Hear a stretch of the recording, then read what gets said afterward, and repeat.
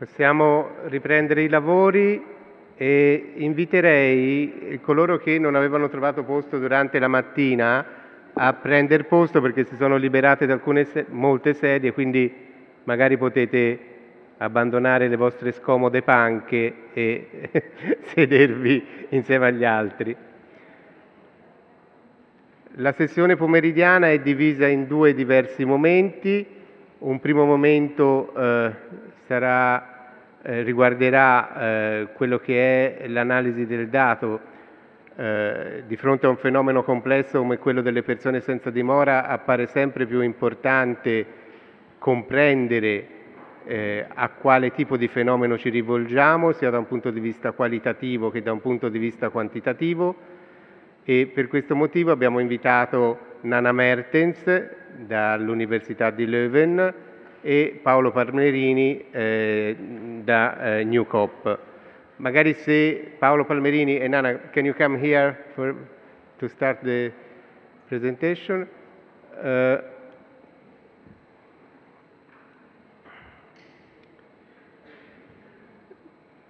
Nana Mertens è ricercatrice presso la Catholic University of Leuven nel Centro per la ricerca e la consulenza sull'assistenza, il cui acronimo è LUCAS, e negli anni il suo lavoro si è concentrato sullo sviluppo e l'organizzazione di conteggi locali e regionali delle persone senza dimora.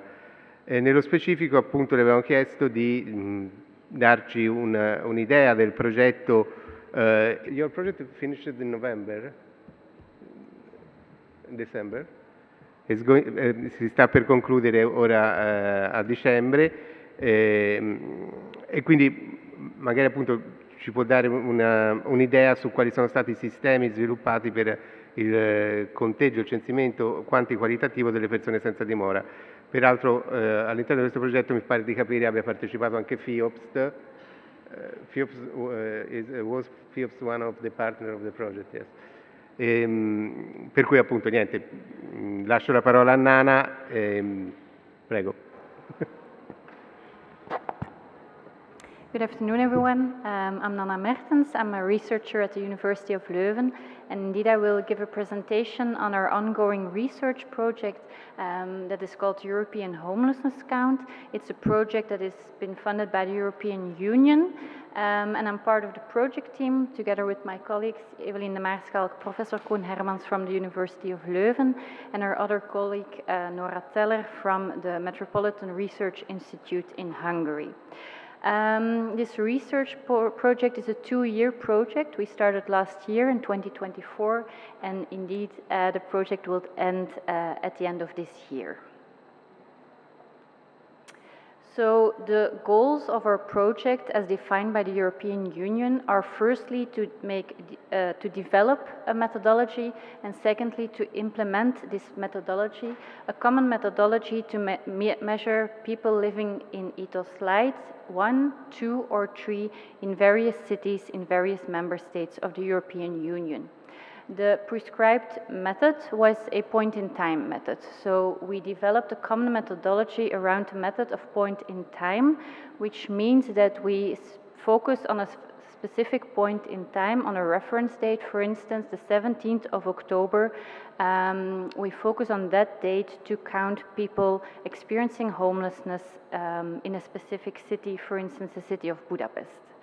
The project is focused around people living in ethos light 1, 2 and 3, which means people living rough, people who are living in public spaces, but also people in emergency accommodation, so very short-term shelters for people experiencing homelessness, and also the third category, people living in more longer-term accommodation specifically for homeless people, but this is also temporary accommodation. On the slide you can see a map of the participating cities in the first year. So all of these cities conducted a point-in-time count in October of last year. So the European Union Commission asked us to organize 15 point-in-time counts in 10 different member states.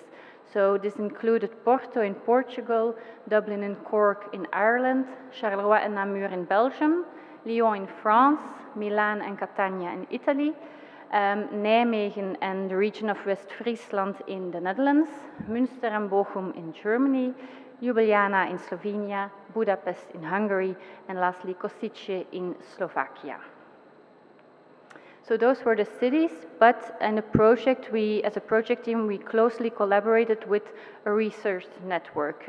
So from each participating member state, there was a research partner assigned who was closely involved in the development of the methodology and of course also in the implementation of the methodology. So you can see the different research partners from each participating member state that participated in last year. To reach the project's objectives, we divided the implementation and the development of the methodology in different steps. So firstly, the project team, in close collaboration with the research network, we came to an agreement on a common operationalization of ethos slides, the typology we use to define homelessness. Secondly, we designed a modular approach for our methodology. I will give more information on the coming slides. One of the questions of the Commission was also to dive deeper into people living rough, so people in ethos slide 1, and we developed a street count methodology. Together with the research partners, we designed a questionnaire, a common questionnaire for all cities and data collection methods as well. Then, after the data collection, it was time for the analysis of the results, and each member state or each research partner of the member states made the analysis of their results. So, for instance, the German research partners made the analysis for the German cities. And lastly, together with the researchers, we came to an agreement on the feedback on the methodology of the first year and also on the lessons learned of our first project year. Firstly, the common operationalization of ethos slide. So all researchers were in agreement of the many benefits, the advantages of the typology of ethos slides as a definition for homelessness. However, when we dived more deeply into the operationalization of the specific categories, there was more debating necessary. And so we had a lot of discussions also to have the different cultural, the different local contexts. We wanted to incorporate them in the operationalization of the different categories. And so we made a common operationalization of all ethos slide categories. So not only for ethos slide 1, 2, and 3, but for all 6 ethos slide categories. Then we designed our methodology, and our methodology consists of a modular approach. So basically we designed 3 modules, the basic count, an elaborate count, and a comprehensive count, and we left the option to the cities and the researchers to choose which model they would like to use for their respective counts, and also if they want to combine, because it's very important. This is already a lesson learned from our project year, that it's very important, even if it's a European count, to acknowledge the local context and the local traditions of data collection. So let me explain the first module, the basic count. In the basic count, people in ethos slide 1, 2, and 3, so people living rough in emergency accommodation and temporary accommodation are identified in the basic count. The services involved to organize this count are specific services in the city that are working with people experiencing homelessness. So for instance, night shelters, hostels, temporary accommodation, transitional accommodation for people experiencing homelessness, women's shelters, and refuge accommodation. These are the services that are also working together for this basic count. The method used is a head count for identifying people living on the streets, living rough, and there the focus is mainly on extent. How many people in our city are living rough? To identify people in shelters, short-term or longer-term, in the basic count, they make use of available administrative data from services. So for instance, shelters also collect data on the people that are using their services. However, when looking into profile data, the basic count only offers limited coverage of the profile data of the counted people. The second approach is the elaborate count. We also identify people in ethos slide 1, 2, and 3 as asked by the Commission. The same services are involved as in the basic count, but the difference is that in this more elaborate count, we make use of the so-called Survey Plus. So it's a questionnaire that the services fill out themselves or fill out with the people experiencing homelessness, or the people experiencing homelessness are filling the survey by themselves. And this provides us with more information on the profile data.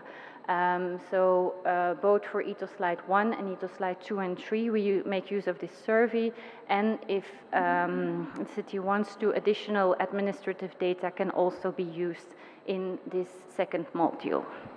The third module is a comprehensive count. It's an extended count because we also left the opportunity for cities that were interested to go beyond the scope of the project and to not only include people in ethos slide 1, 2, and 3, but go further and also include people in ethos slide 4, so people who are staying in institutions but have to leave the institution soon, for instance, prison, psychiatric hospitals, general hospitals, but also to include people in ethos slide 5, some more non-conventional dwellings, or ethos slide 6, people that are staying temporarily with friends and family. When cities are opting for this more comprehensive count, there is also a need to include more services. So on the one hand, we include the services specifically for people experiencing homelessness, but also all other relevant cities. So of course, if you want to include people in psychiatric hospitals, you of course also have to include psychiatric hospitals in your count. Other relevant cities other relevant services may be low threshold services, general social services, public social services, healthcare institutions, and housing agencies. The main method is again a questionnaire filled out by the services or with the people experiencing homelessness, and here again we use the same survey, the Survey Plus, as in the previous count. And also for this count we have an extensive profile characteristics coverage, but also we might also count more people in more different living situations. Why do we use a modular approach? It was really looking into the balance of, on the one hand, acknowledging the local ownership, and on the other hand, the question of the Commission to have comparable data between cities and between countries in the European Union. By local ownership, we acknowledge the local data collection. For instance, in Ireland, there is a strong tradition of administrative data that is collected by the housing services or the services for homeless persons. So this was, of course, an important data collection method that is already in use. So we also wanted to give the opportunity to use this data in this count. But also local needs or local traditions. For instance, if a city really wants to focus more on a specific profile characteristics, this is also important to acknowledge, to really have all cities on board and all services on board. The scale and role of local service network is also important in this modular approach. If you want to go for an extended count, there is a necessity of including more services, so this is also an important choice or way of thinking to opt for the different modules. The tradition of data collection at the local and the national level is also important. So for instance, in Belgium, we have a tradition of including more living situations, so all ethos slide categories. So it is also important to leave the option in this European count for traditions at the national level. And for all data collection methods, our ethical prerogative is to avoid harm to the people involved, to the people experiencing homelessness. As mentioned before, so the Commission of the European Union also asked us to have a focus on people living on the streets, people living rough. So we also developed a street count methodology, which is a method of data collection about persons sleeping rough on a specific night or day, remember point in time count, by visiting predefined zones in the city of a metropolitan area or region.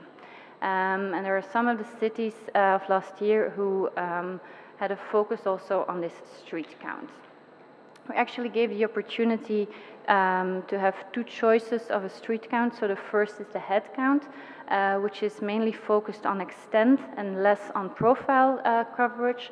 So the head count is carried out in the late evening or at night hours. And this is focusing on just to be or about to be bedded people. And they are covering selected zones of the city comprehensively. So this is mainly the focus for people who are defined as experiencing unsheltered homelessness. The other option is, again, the Survey Plus, so actually combining the head count but have a more, also have an interview with the people on the street.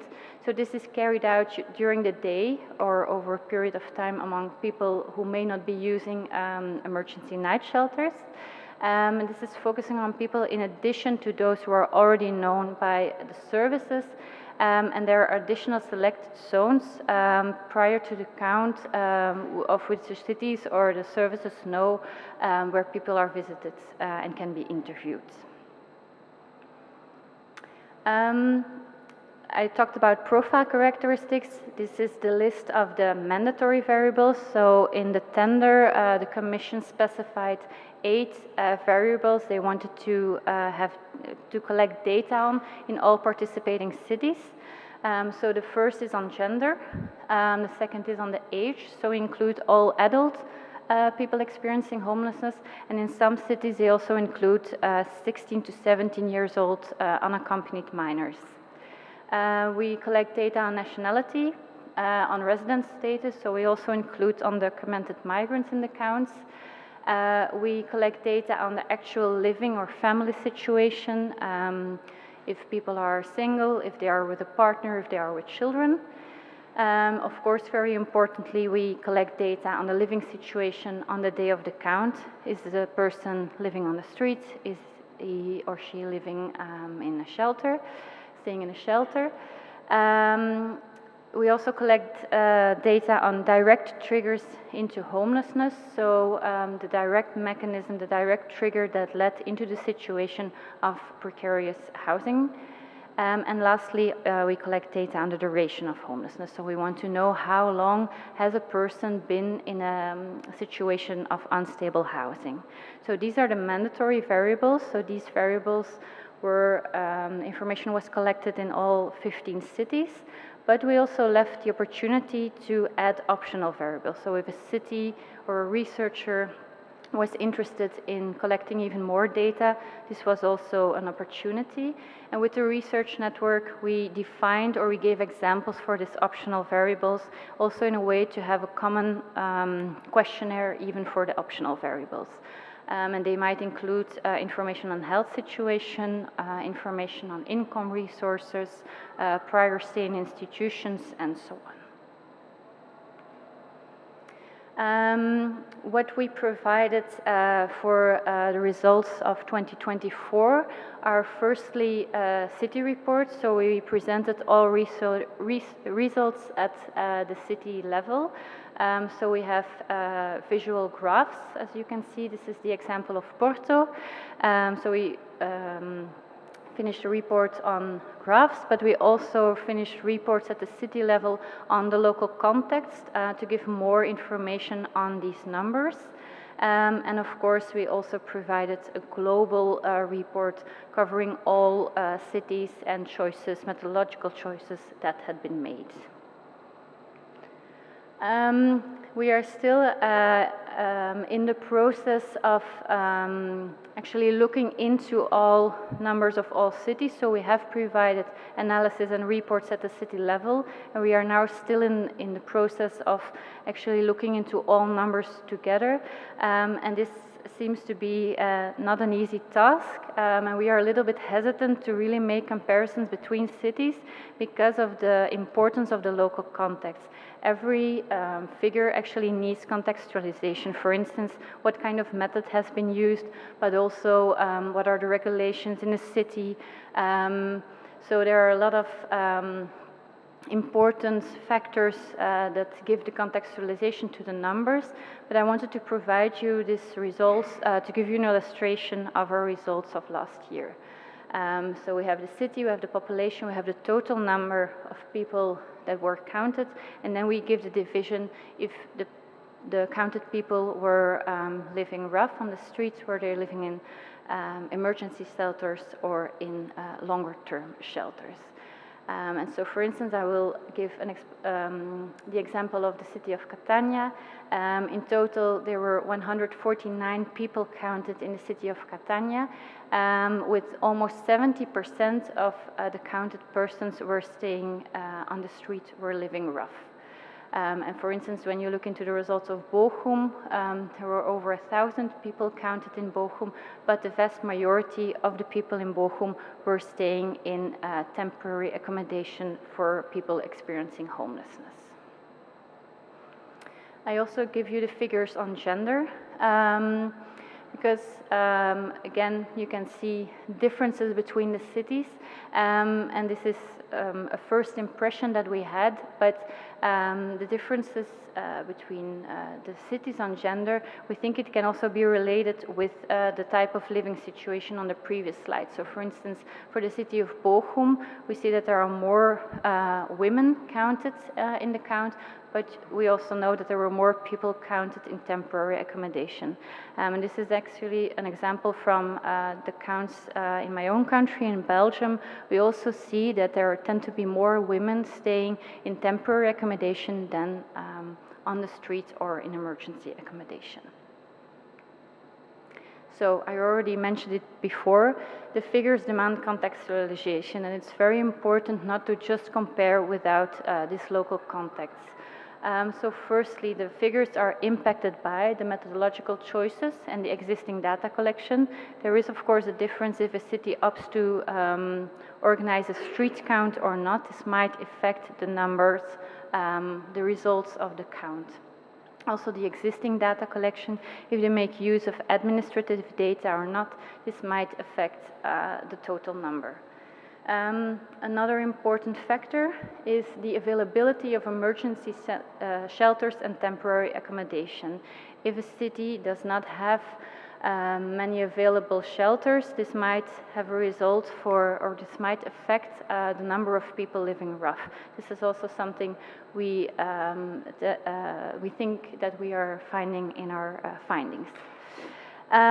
Thirdly, formal and informal access rules of shelters and temporary accommodation. It was also mentioned in the previous presentation on Person First that there are several access rules of shelters, and this of course also impacts the number of people that we are counting. So for instance, if undocumented migrants are not allowed in a shelter, or if it is not allowed for substance abuse in the shelter, this might affect again the numbers and also make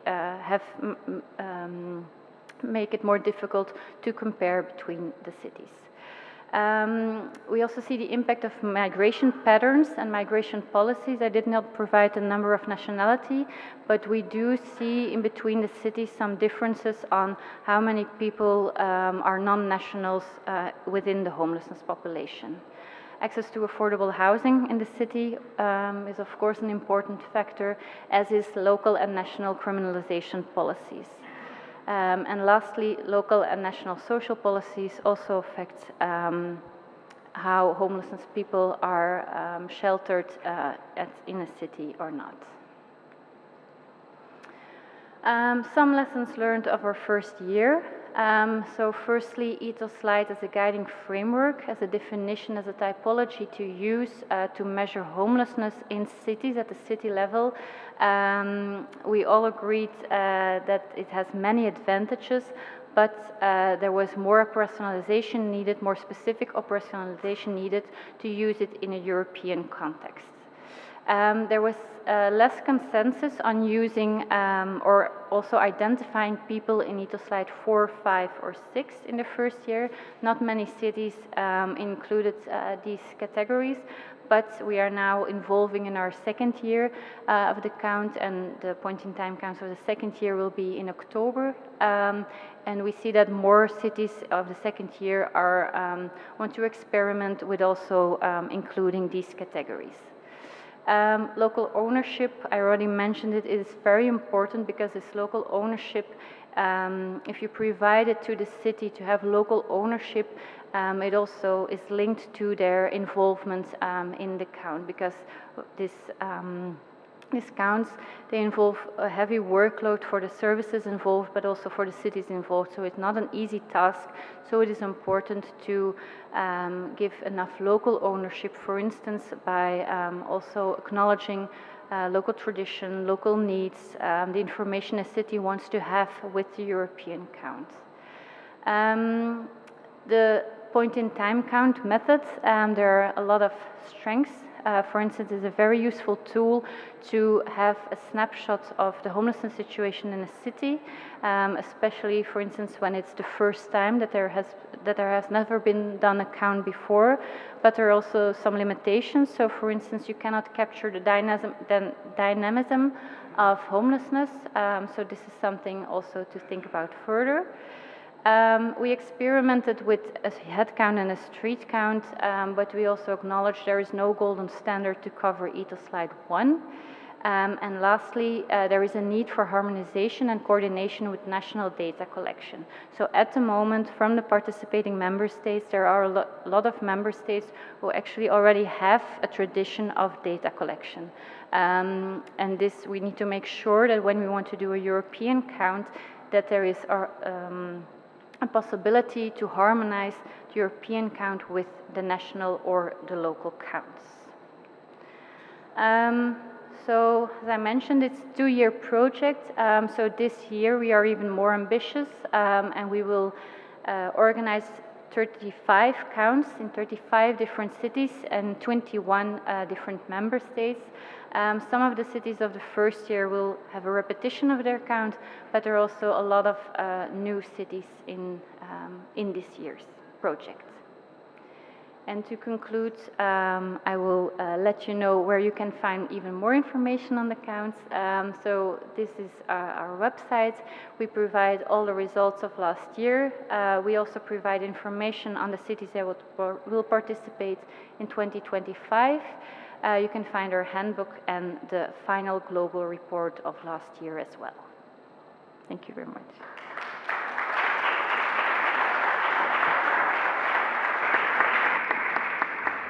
Thank you. You can stay here. Thank you. Credo appunto la questione del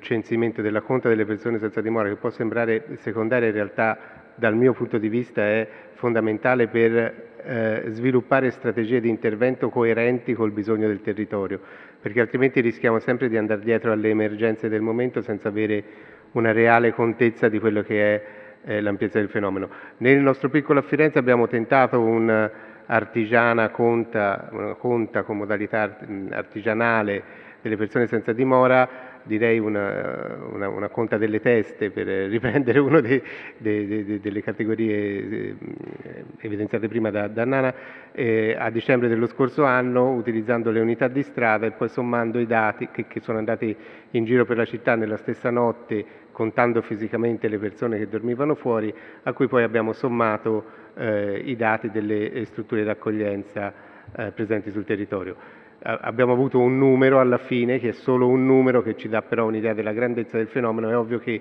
l'auspicio è di strutturare questa attività, e circo l'assessore che c'è, sì, è laggiù, e di strutturare meglio questa attività anche per avere un dato qualitativo che permetta di, diciamo così, sviluppare delle politiche, delle strategie di intervento sempre più efficaci. Sempre per quanto riguarda l'analisi del dato e la raccolta e l'analisi del dato, abbiamo invitato Paolo Palmerini. Paolo Palmerini è Program Manager di New Cop. Ora ho perso un po' il filo dei miei appunti. Ok, New Cop è una NGO specializzata nello sviluppo di piattaforme web, tra le altre collaborazioni quella con la UNHCR, l'Alto Commissariato delle Nazioni Unite per i Rifugiati, per cui ha sviluppato una piattaforma per la raccolta dei dati sanitari. NewCop sta collaborando adesso con la Fondazione Coordinamento Toscano Marginalità per lo sviluppo di un sistema informativo, di un database per la raccolta dati in questo momento la raccolta e l'analisi dati in questo momento del centro diurno La Fenice, ma in prospettiva per creare uno strumento che sia fruibile e utilizzabile da tutte le organizzazioni che partecipano al coordinamento toscano marginalità, per avere sul territorio fiorentino un dato che sia sempre più rispondente alla realtà. Paolo, prego. Grazie. Buon pomeriggio a tutti. Mi chiamo Paolo Palmerini e lavoro per una cooperativa che si chiama NewCop, che si occupa di supportare ONG, enti del terzo settore e organizzazioni internazionali nel svolgimento della loro mission attraverso l'utilizzo di tecnologie digitali che possono appunto migliorare il lavoro svolto dagli operatori sul terreno. Vi racconto in questo tempo che abbiamo il lavoro che abbiamo fatto insieme al coordinamento e in particolare in merito appunto all'attività di raccolta dati, e vi presenterò alcuni risultati molto preliminari che sono emersi dall'elaborazione di questi dati. Vi dico due parole giusto per collocare appunto un po' la prospettiva anche poi delle conclusioni che vi presenterò alla fine su chi siamo e che tipo di quindi impostazione abbiamo avuto nell'organizzare questo lavoro. Vi dicevo appunto che, come ha spiegato Jacopo nell'introduzione, la nostra organizzazione si occupa appunto di supportare enti che lavorano in ambito sociale a varie titolo e a varie latitudini, cercando di supportarli nelle attività essenzialmente di raccolta dati. Il nostro lavoro è cominciato con UNHCR mettendo a punto una piattaforma che è poi diventato uno strumento più generale che stiamo usando con vari partner per facilitare appunto la loro capacità, per permettere a questi soggetti di migliorare la propria capacità di raccogliere ed elaborare i dati.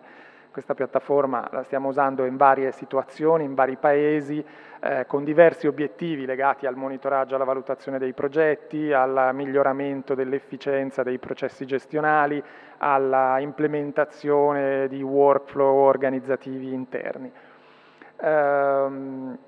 Sul nostro sito poi è possibile trovare tutte le informazioni. Rispetto al lavoro fatto col coordinamento toscano Marginalità, siamo intervenuti in un momento in cui in realtà c'era già un'attività di raccolta dati in corso. In particolare il coordinamento stava raccogliendo dati dal 2013, quindi per un periodo di tempo abbastanza lungo.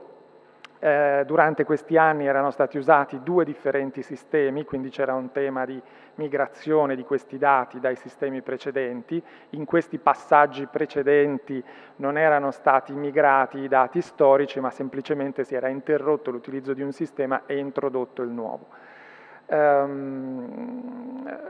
Altre sfide legate all'introduzione di un nuovo sistema erano legate alla necessità di renderlo sufficientemente flessibile per adattarsi ai bisogni che cambiavano nel tempo, sia nelle persone che vengono assistite, sia rispetto agli operatori, a chi svolge questo lavoro, e soprattutto permettere un dialogo il più fluido possibile con altri attori e istituzioni che lavorano nello stesso ambito.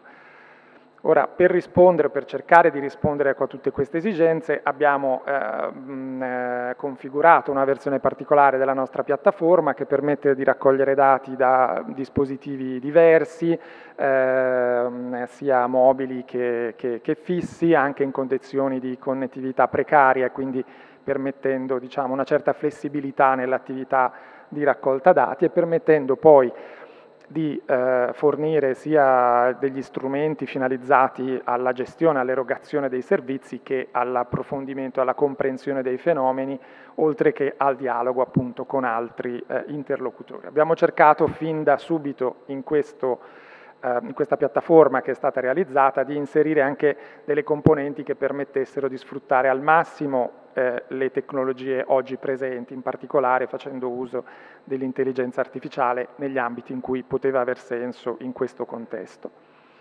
Lo strumento che è venuto fuori appunto doveva avere delle caratteristiche anche di semplicità e immediatezza di utilizzo, che abbiamo cercato di soddisfare al meglio possibile, ma diciamo che permette di raccogliere dati abbastanza mirati. Una delle problematiche che abbiamo cercato di affrontare era quella di poter distinguere diciamo, le persone, non tanto a scopo di identificazione, come dire, di ordine securitario, ma per cercare appunto di poter identificare dei percorsi di continuità all'interno dell'erogazione dei servizi. Abbiamo trovato questo meccanismo, diciamo, di alcune tesserine che vengono fornite con un codice a barre che permette di poi associare, ecco, i dati raccolti alla stessa persona fisica che si presenta magari allo sportello più volte a distanza di tempo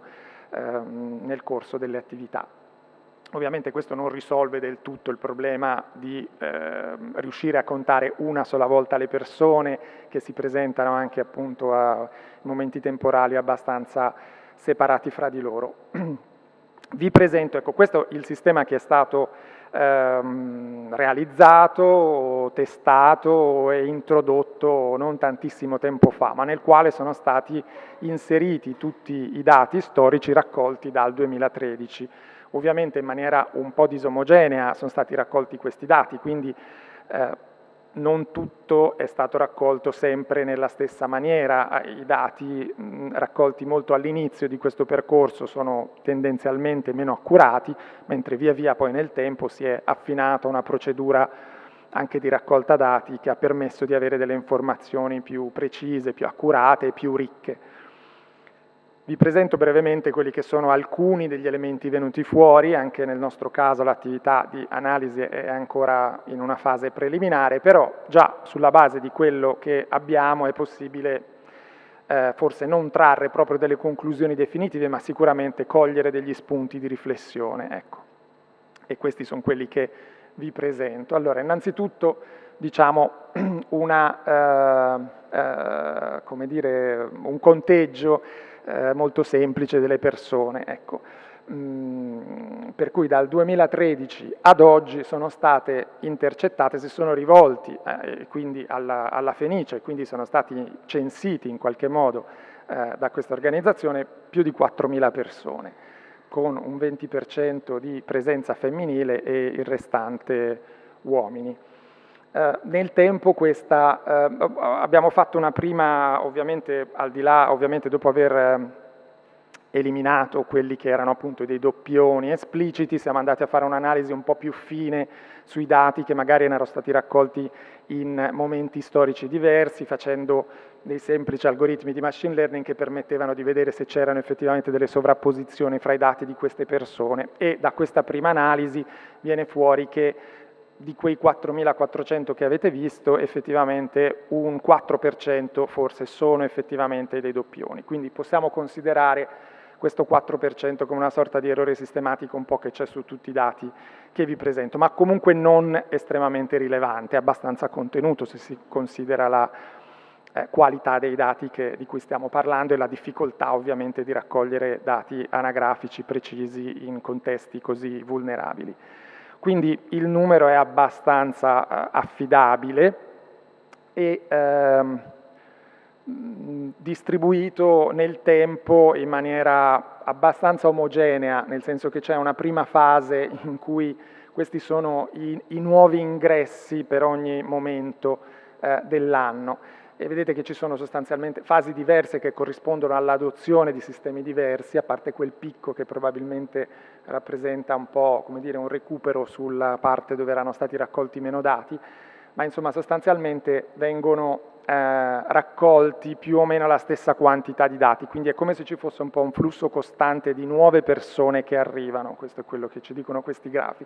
Se li vediamo in maniera cumulativa vediamo proprio due momenti di tendenza diversa, due pendenze diverse di queste curve che ci dicono appunto un po' con che rapidità crescono le persone, il numero di persone che vengono accolte alla Fenice.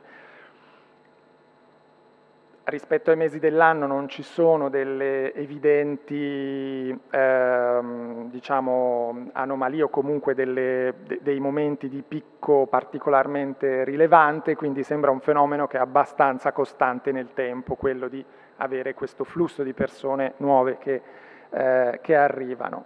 I paesi di origine di queste persone, vedremo dopo che questo dato è molto influenzato dai primi dati che sono stati raccolti, ma comunque vede un picco significativo per le persone provenienti dall'Italia e poi da alcuni altri paesi. In totale sono passate dalla Fenice persone di 110 diverse nazionalità. Ovviamente qualcuna rappresentata da una singola persona, ma in totale diciamo che il panorama delle persone che sono state accolte è molto ampio. Di queste nazionalità c'è una distribuzione fra maschi e femmine abbastanza disomogenea anche in questo caso, con alcune nazionalità equamente rappresentate in termini di uomini e donne, mentre in altri casi ci sono degli sbilanciamenti più forti. Anche questo è un dato interessante, sarebbe interessante approfondire, ecco, la correlazione fra il genere delle persone accolte e la nazionalità di origine, legandola a quelle che sono, nel caso di nazionalità non italiane, le dinamiche migratorie o altri fenomeni, insomma, che può essere interessante conoscere più in dettaglio.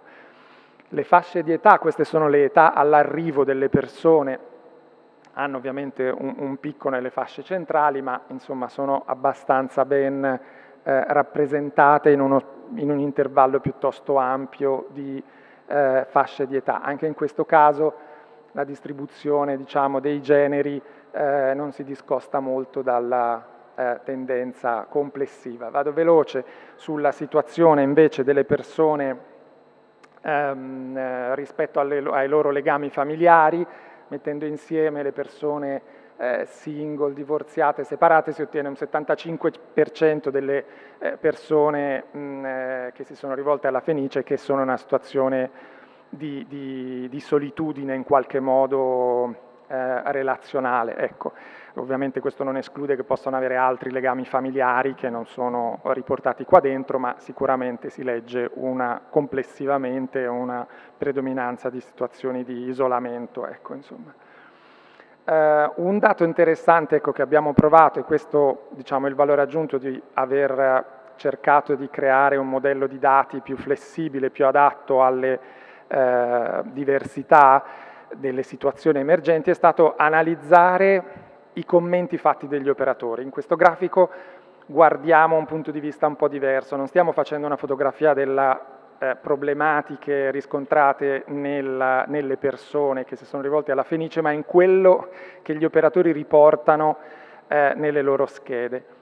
È stato, diciamo, nei dati raccolti venivano ovviamente presentati dei dati strutturati, età, genere, nazione di nascita e via dicendo, e c'era poi spazio per dei commenti liberi. Ecco, classificando con di nuovo un semplice algoritmo di classificazione basato su delle dinamiche molto semplici, degli algoritmi molto semplici di machine learning, abbiamo provato a classificare questi commenti fatti dagli operatori e vediamo che la maggior parte, metà dei commenti inseriti dagli operatori riguardano problematiche di salute e quasi, diciamo, altrettanto, un 30% di problematiche che non sono state classificate in una categoria precisa, mentre per esempio problemi legali o l'housing non sono menzionati in queste problematiche. Questo ovviamente non vuol dire che questi problemi non siano importanti per quelle persone, ma dà un'idea di qual è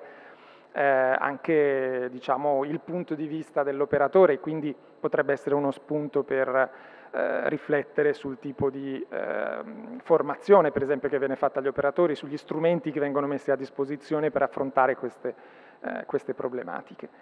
Ovviamente questi dati andrebbero, come dire, analizzati più in profondità, usando meccanismi più sofisticati, ma insomma già possiamo ricavare delle informazioni interessanti.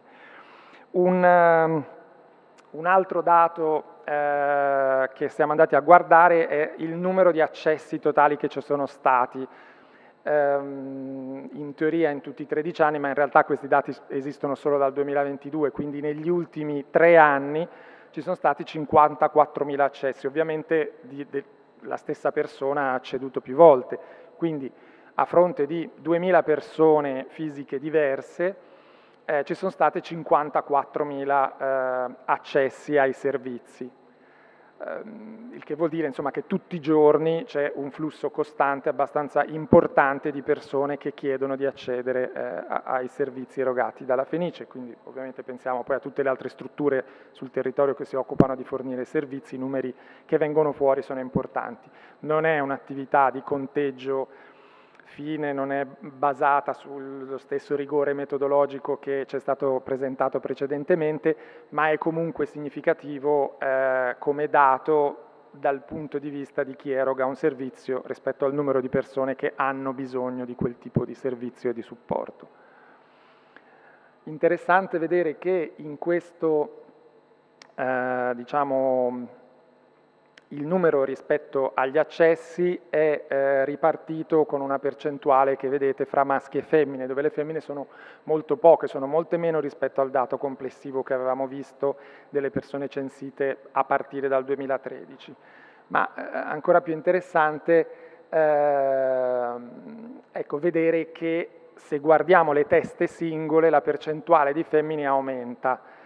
Cioè questi due grafici insieme ci dicono che complessivamente le donne sono l'8% delle persone che accedono ai servizi, ma rispetto all'accesso a questi servizi questa percentuale si riduce. Cioè in definitiva le donne accedono meno ai servizi, sono presenti sul territorio ma accedono meno spesso. Ovviamente stiamo parlando di questa particolare prospettiva, di questo particolare segmento e di questo particolare servizio, quindi senza voler dare una come dire, valenza globale o generale a questi risultati, semplicemente analizziamo quello che viene fuori rispetto a quello che è stato raccolto. Anche le nazionalità, vedete, hanno una distribuzione diversa rispetto a quella che è stata presentata sui dati globali. E anche la distribuzione di età, ovviamente in questo caso si tiene conto del fatto che molte di quelle persone in questa distribuzione di età erano presenti anche in quella precedente, ma in un momento storico diverso, quindi qui c'è un fattore tempo che ha influenzato l'evolversi di questa curva per le persone che erano già presenti allora. Il tipo di servizi che viene acceduto più frequentemente è quello relativo alla colazione, molto meno l'igiene personale, le docce e altre tipologie di servizi. Anche questo ovviamente può essere letto in molti modi e la dinamica stessa di raccolta dati può aver influenzato notevolmente questi risultati. Però da quello che abbiamo comunque registriamo ecco, questo tipo di evidenza. Un dato interessante riguarda il numero di visite, la distribuzione del numero di visite sulle persone, cioè il numero di persone che ha fatto esattamente una visita e una sola è quasi 500, il numero di persone che ha fatto esattamente 2 visite è poco più di 200 e così via. Questa coda è molto lunga e va avanti fino a oltre alcune centinaia, dove ovviamente diminuisce via via il numero di persone che hanno fatto così tante visite, ma in totale possiamo vedere da questo grafico intanto che la probabilità che una persona venga più volte diminuisce nel tempo, il che è ovviamente in parte ragionevole, insomma, ecco, quindi anche questa è un'indicazione per gli operatori rispetto a quando è il momento o comunque le opportunità che si hanno di instaurare una relazione efficace con la persona, è molto giocata nei primi incontri, insomma, ecco, perché poi via via che passa il tempo la persona è più facile che non si ripresenti.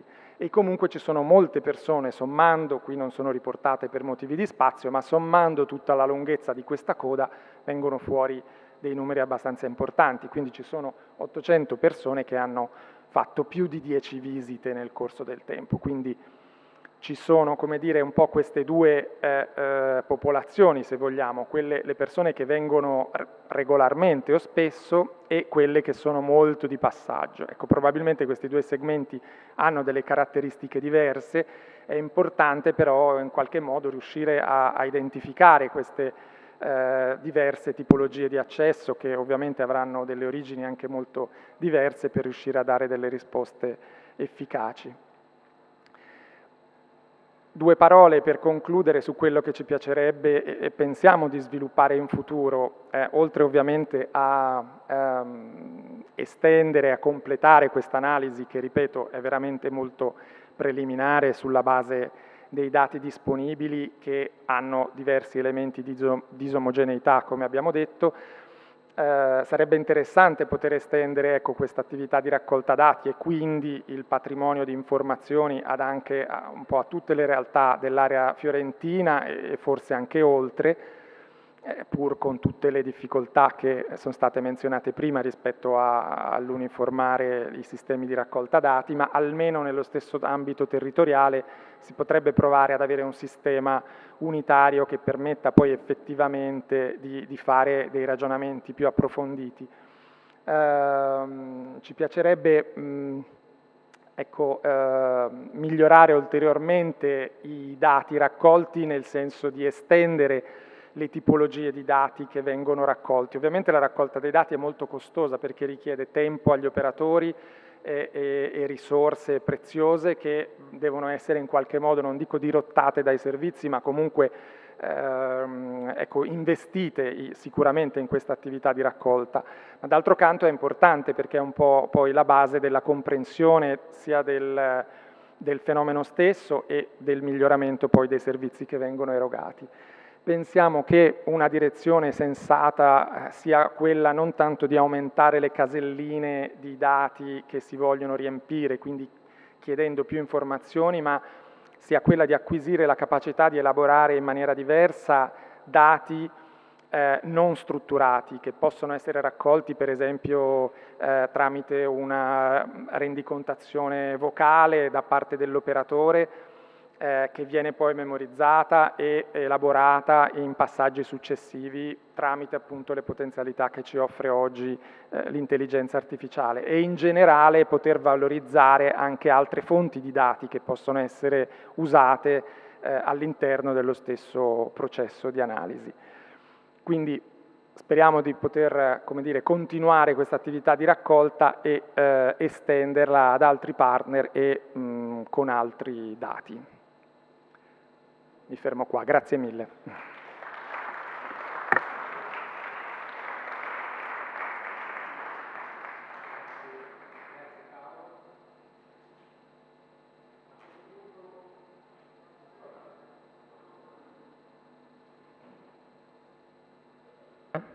Ok, mi sentite? Sì.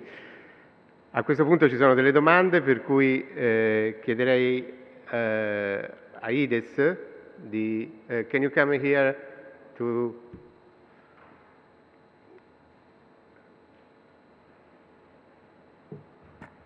If I may, first of all, congratulations for this very impressive presentation, and I guess it is extremely helpful for your organization also to make predictions and to plan your activities for the future.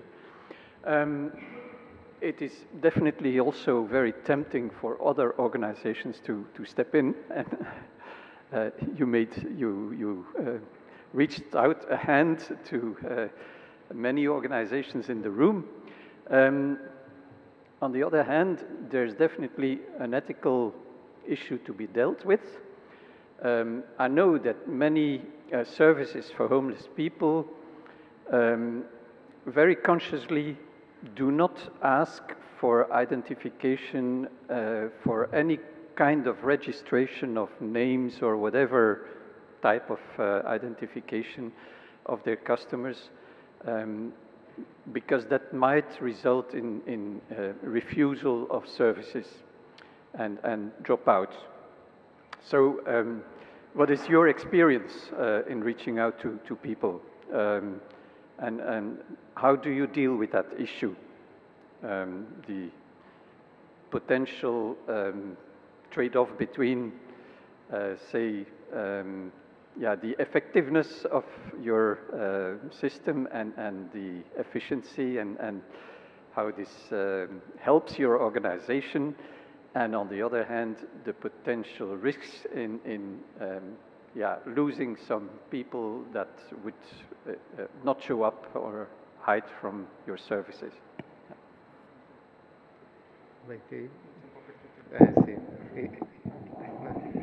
Maybe I will start replying to the question for the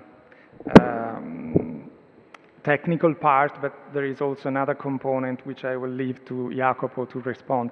Now, from the technical point of view, is not a huge deal in terms that, meaning that it is not necessary to provide a name and all the ethnographical detail to be entered into the system somehow. Of course, you lose the capacity of linking different interventions to the same person. But if this is a requirement required by the person, him or herself, of course we have to respect it. So the system does not force you to provide this data.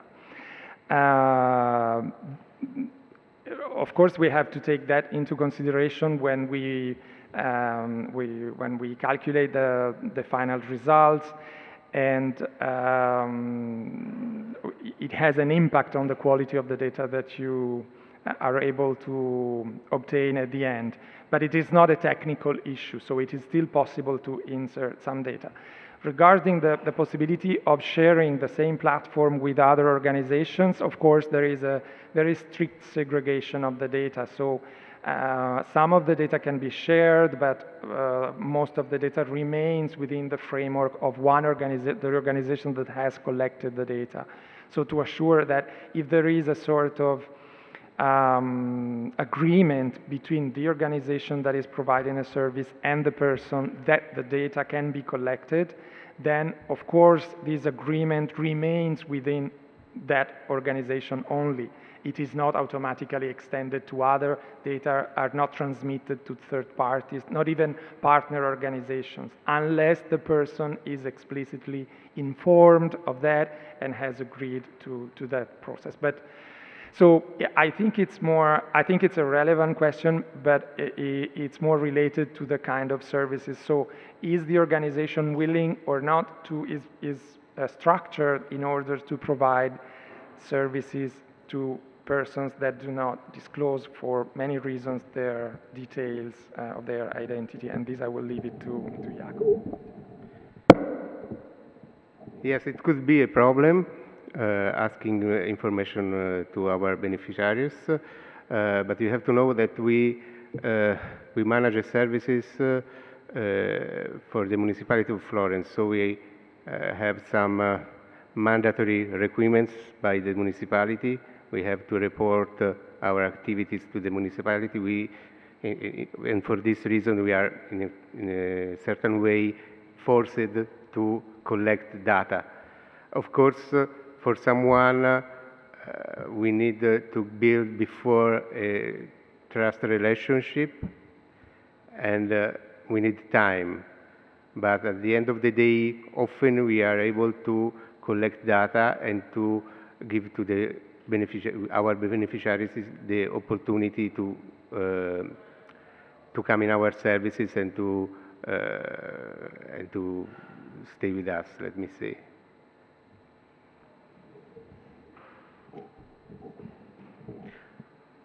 Ok, ci sono altre domande rispetto a questa sessione? Altrimenti, data anche l'ora e il torcicollo che sta venendo a tutti i relatori che vengono qui per guardare poi le slide, proporrei di, anziché avere una vera e propria tavola rotonda qui al tavolo, di fare una tavola rotonda scomposta, per cui io chiamerei uno a uno i vari relatori e farei far loro il loro intervento e poi magari interveniamo se ci sono domande su ogni singolo intervento. A questo proposito, allora, se non ci sono altre domande, chiamerei, scusate, ho perso il filo. Ok, chiamerei Paolo Santos.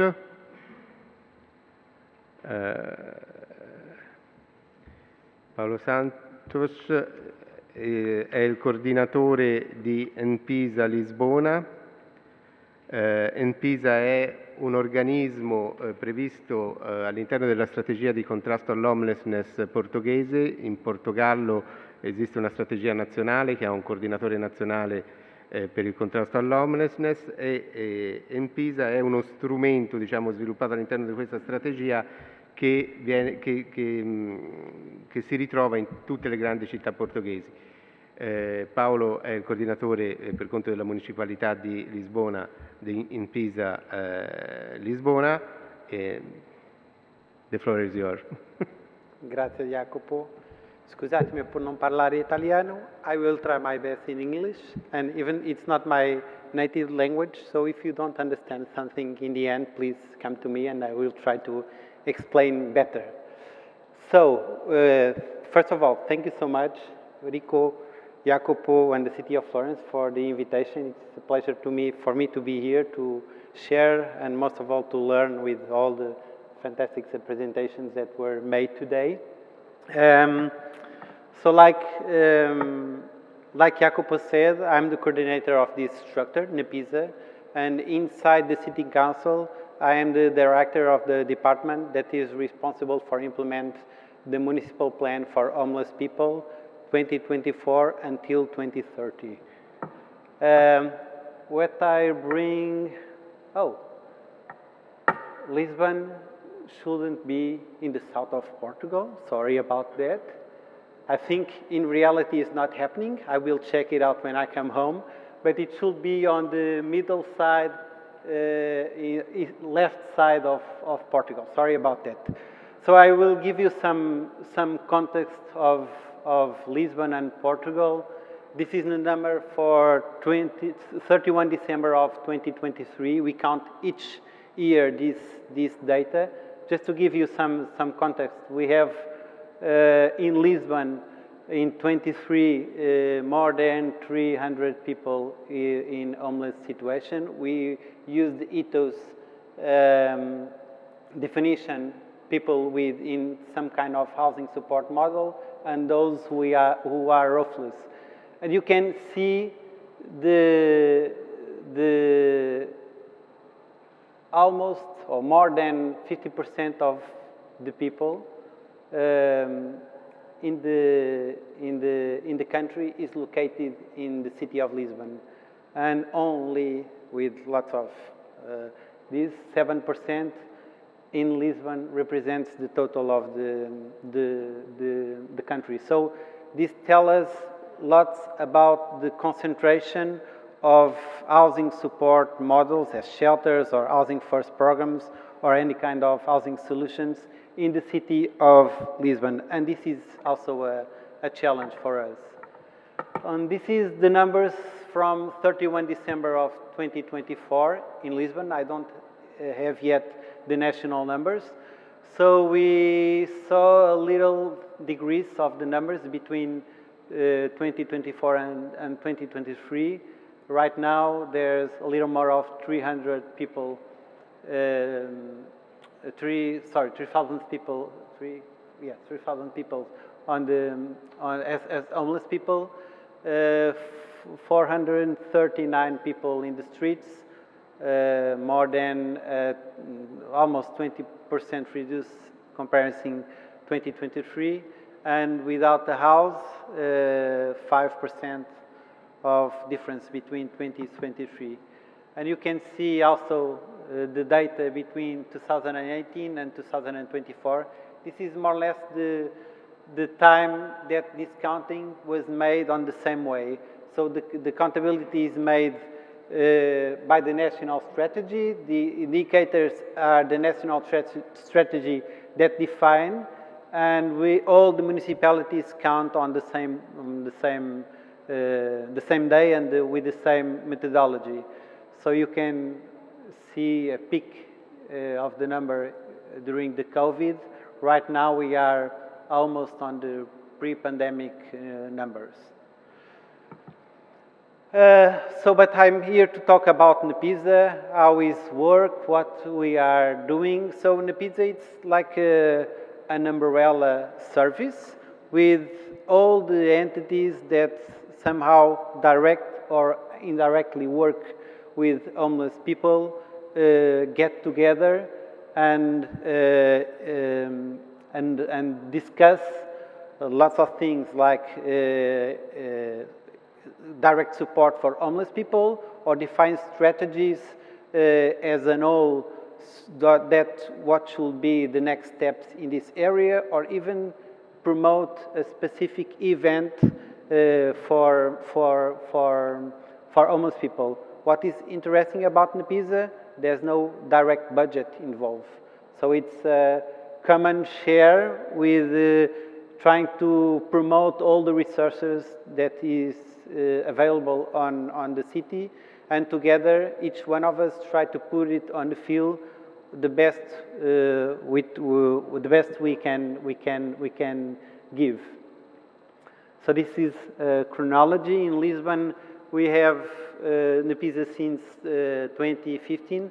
This is so the ENIPSA, that's the national strategy, recommends that all the municipalities who somehow have some representative of homeless people creates a Nepisa structure. It's not an obligation, it's like a recommendation of the national strategy. In Lisbon we exist since 2015. So like I said, it's a structure with all the entities that direct or indirectly works with homeless people, but there is a main structure that is the tripartite structure between the Social Security Institute, Santa Casa da Misericórdia de Lisboa, that it's a semi-public institution that just in Lisbon, not in other places of Portugal, just in Lisbon have the responsibility to support the homeless persons, to support the social area inside the city council. And also, of course, the Lisbon City Council, even is not a responsibility for the city council, it's a phenomenon that exists, so the city council, of course, are involved on this subject. Of course, there is so many other institutes or entities, NGOs, police department, health sector, universities that make part of this structure. Like I said, Santa Casa, it's a semi-public institution that's the national security system delegated the responsibility to social matters like income or attendance or any kind of social support. The social security system that somehow funds some projects in the country and including Lisbon, and also the Lisbon City Council, and of course the ONGs and other governmental organizations. How we are organized. So there is an executive core. There is also one box that misses there.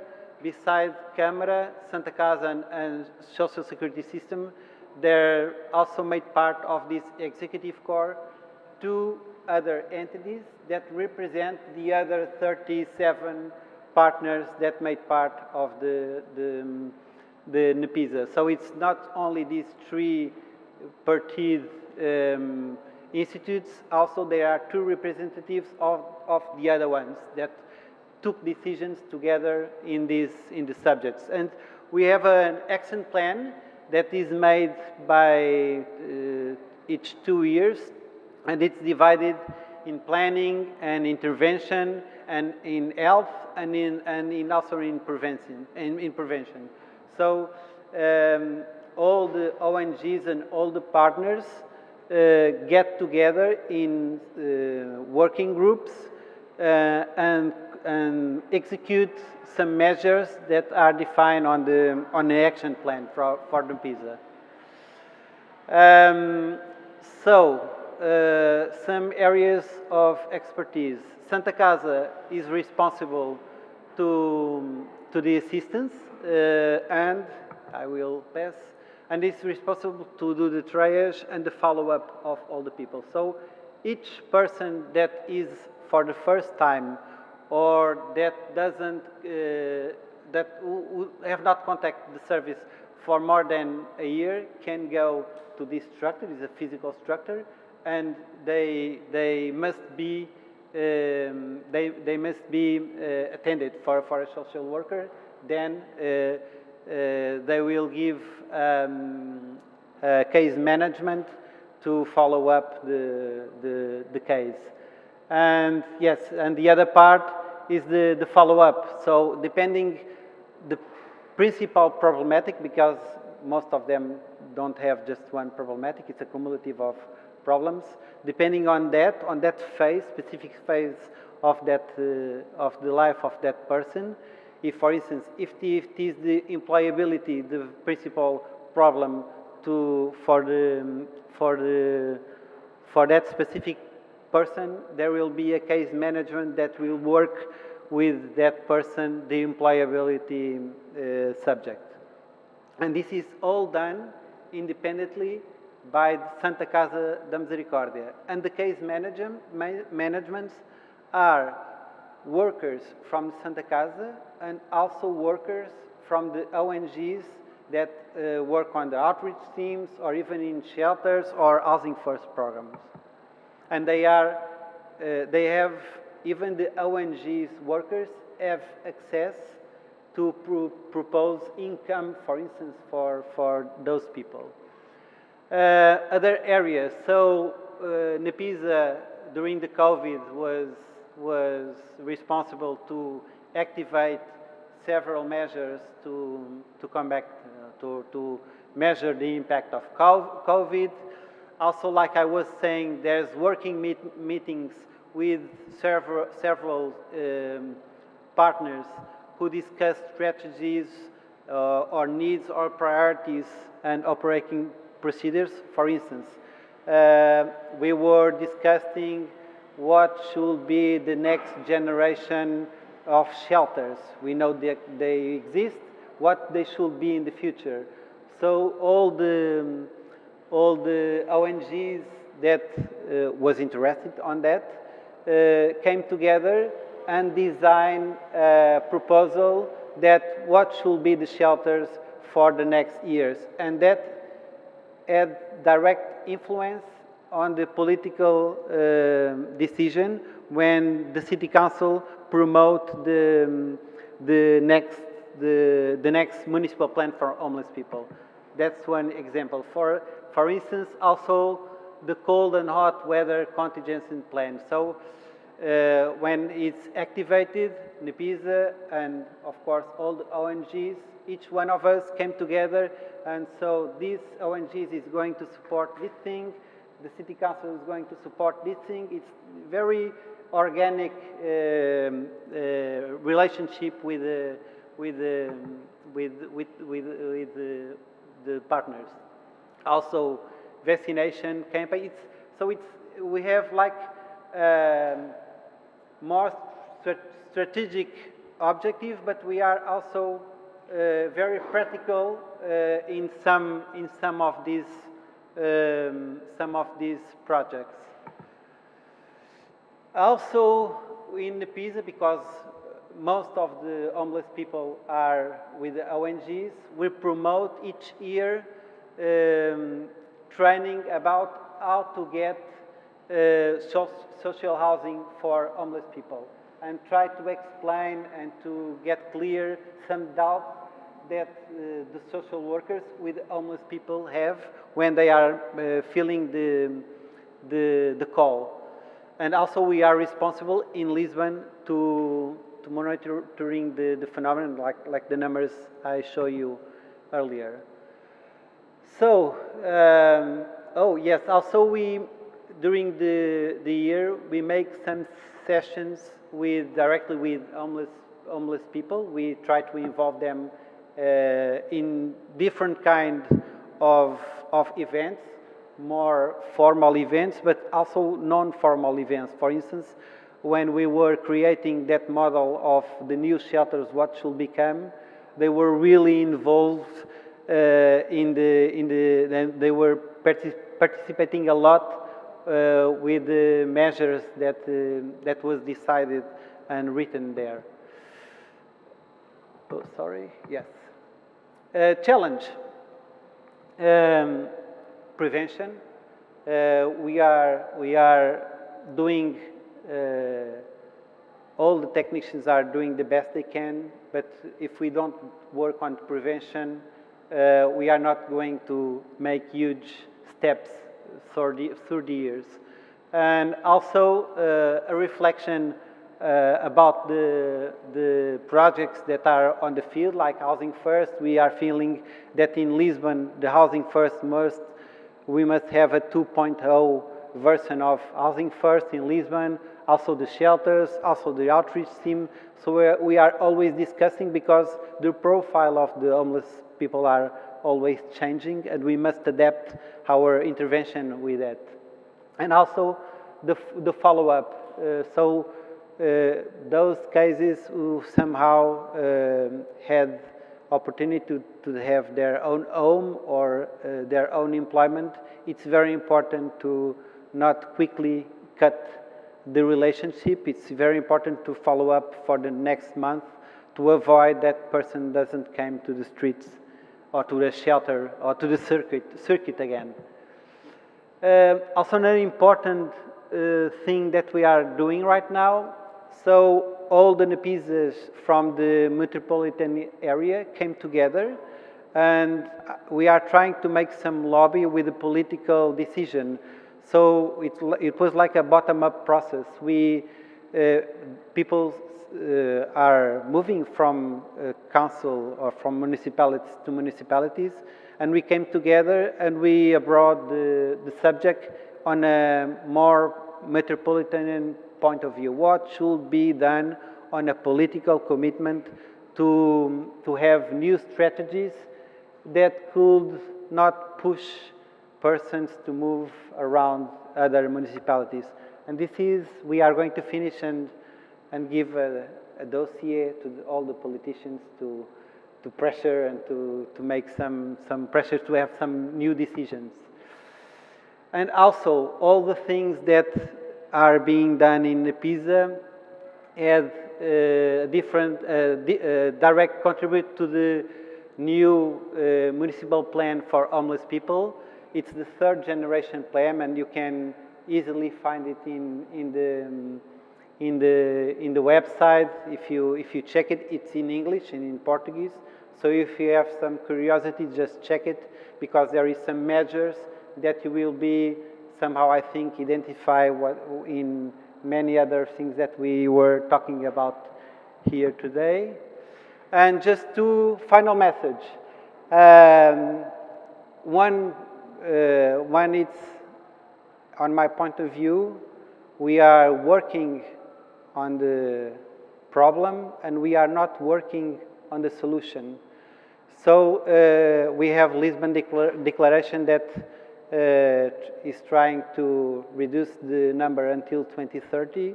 And if, on my point of view, if we don't start working on the solution, for sure we'll be here in Florence in 2030, and we are still discussing the same subjects. And also, there is lots of organizations, ONGs here, I think, and take care of each other, take care of your teams, because if you are not taking care of you personally, of your teams, you are not going to be able to take care of the homeless people that are directly with us.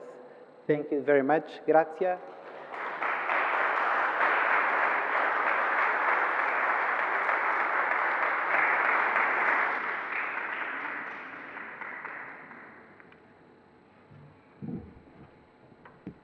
Thank you, Paolo. Una cosa che mi colpisce sempre molto di questa organizzazione di NPISA è che il case manager può essere qualcuno che viene dalla Santa Casa della Misericordia, ma può essere anche qualcuno che che ha una specifica formazione, una specifica preparazione sul bisogno prevalente della persona e che quindi diventa lui il case manager o lei il case manager e porta avanti il percorso. È un modello diverso rispetto a quello che abbiamo a Firenze, in cui il case manager è sempre l'assistente sociale, ma credo che possa in determinate situazioni portare un contributo molto molto interessante. L'altra cosa che ha sottolineato alla fine Paolo, che mi trovo assolutamente concorde, è che è necessario prendersi cura degli operatori che lavorano in questo contesto, per cui tutte le attività di supervisione, di supporto all'equipe e quant'altro sono assolutamente da tenere in conto anche nei momenti di progettazione dei servizi e nei capitolati che vengono poi redatti dalle amministrazioni per lo svolgimento dei servizi, perché il lavoro con le persone in generale, con le persone senza dimora, è un lavoro comunque usurante, si rischia un continuo burnout degli operatori e un turnover costante che impedisce poi anche diciamo così, la formazione sul campo degli operatori stessi. A questo punto passerei la parola a Sanna Tivola. Sanna è la direttrice esecutiva di No Fixed Abode. VARI, but VARI is the acronym of... It's about without permanent address. Ok, ok. VARI è la traduzione in finlandese, è l'acronimo finlandese di No Fixed Abode. Abbiamo chiesto a Sanna Tivola di intervenire, siamo stati più volte ad Helsinki, abbiamo visitato almeno un paio di volte il centro diurno gestito da No Fixed Abode e il nostro interesse rispetto all'organizzazione di Sanna è sul come loro cooperano con i peer workers, con i peer supporter e su quanta importanza hanno i peer supporter all'interno della loro organizzazione. Il centro diurno che gestiscono ad Helsinki è totalmente gestito da peer supporter.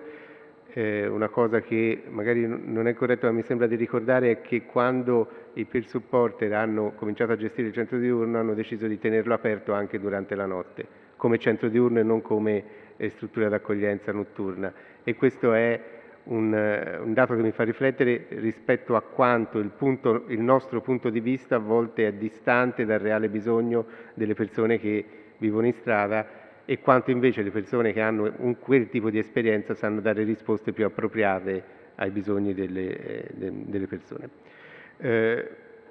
Un'altra cosa che mi è piaciuta tantissima della vostra organizzazione è la vostra struttura sull'isola. Davanti a Helsinki c'è un arcipelago di piccole isolette e loro hanno uno spazio su una di queste isole in cui le persone possono andare per avere una tregua rispetto alla vita che conducono, ma magari ce ne parla direttamente Sanna. Sanna, the floor is yours. Thank you very much for inviting me here, and my presentation will be a little bit more grassroots, so it will be more practical. There's some of course, the studied information in it, but still more practical sense. So, first, the background of the organization, because that you know that why we are doing what we are doing. And it was founded by homeless themselves. There was a couple of social workers that time to give support for the people, but they did it themselves, and they started to write a magazine and have arrange happenings and things like that. And we have no political or religious background, so we are totally without any of that. And we work together with people who use services, so we work together with the people.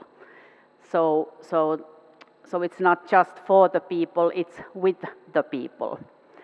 And of course, we always wish to say we would like to stop homelessness, but we want to reduce homelessness because otherwise maybe it's not ambitious enough, but we know it's not possible yet to end it, even though in Finland they say they will, but they are not. Sorry for that.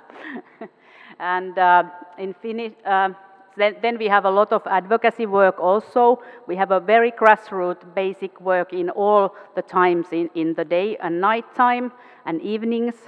And then we do, from that knowledge, we make all our advocacy work for the ministry and all the media and other levels. And then we act as a guardian of interests of homeless people in the third sector. And we are also a nationwide organization, and our expert by experience advocacy work is very much nationwide. And first 10 years, our organization had only volunteers and peers, no paid staff. And first employed worker had experience in homelessness, of course. And today, about 45 employees, which 25% have background on homelessness. And these people work also, I will present this peer support, work in our services more closely now. But there's a lot of people who work in the projects or in the housing services, but then you need to have a formal education. And some of the peers have taken the formal education, so they can work in the housing services also, and also in the projects, and also the advocacy work in the expert by experience, as Ines very nicely said, that there are so many levels that people can be peers, but today my presentation it's only for the day center. And we have this center, which most of you, I guess, have in your services, and it's open daily and in the evening also.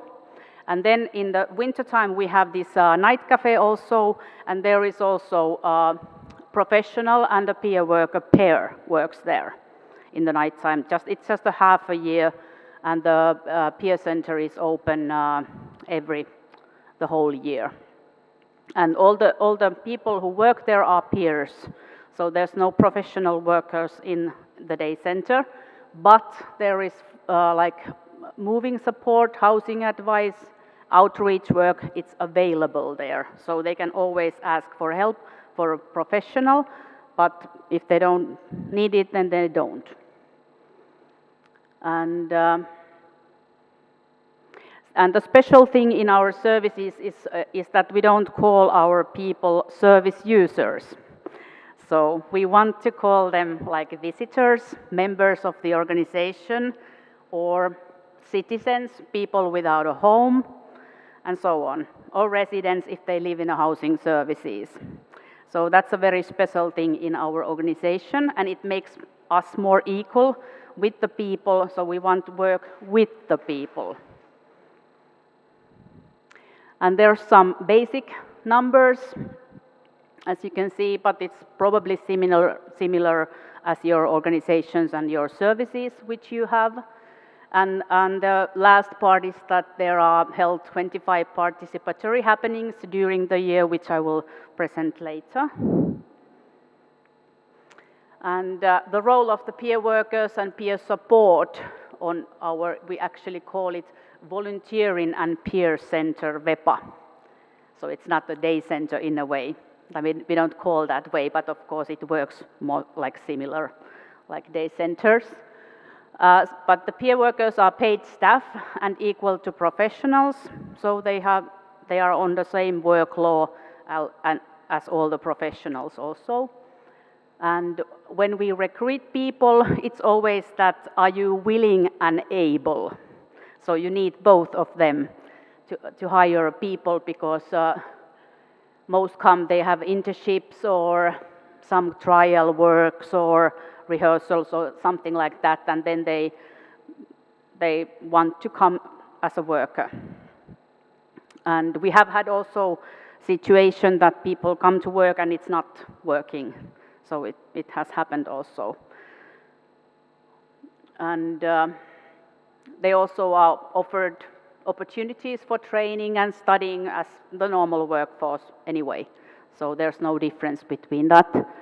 But we need some more support for the peer workers because of their life history, and that's why we are more flexible and give more support for the people like the supervisors have to be more available for the people because they can have some things in their past that they need more support to be able to work. And so there's some numbers, but it's more, the support is more because the supervisor is available more for the people. Okay. And then so this is all what people do. They help visitors. They do the counseling also, even though the professionals are available, but they do, of course, the counseling. It's not only the basic work, but they are the bridge between visitors and services. And we have also a lot of partners who come to our place and they will do their professional work, like health things or vaccinations or things like that. So there's a lot of going on in the services, not just the basic ones. Yeah, then why we choose to employ peer workers, because they speak the same language as visitors. So that's very, very good point. And they have an understanding of visitors' situation and the impact of it on behavior, stress level, ability to function. Of course, we all can have that understanding, but they happen to have it more, even though we say what we say. And they have also well equipped to handle and prevent conflict with the visitors, because they know instantly that something is happening and they can do it more faster than a professional, or maybe someone can do it, but overall it has happened that they know instantly that there's something happening, I have to go and intervene.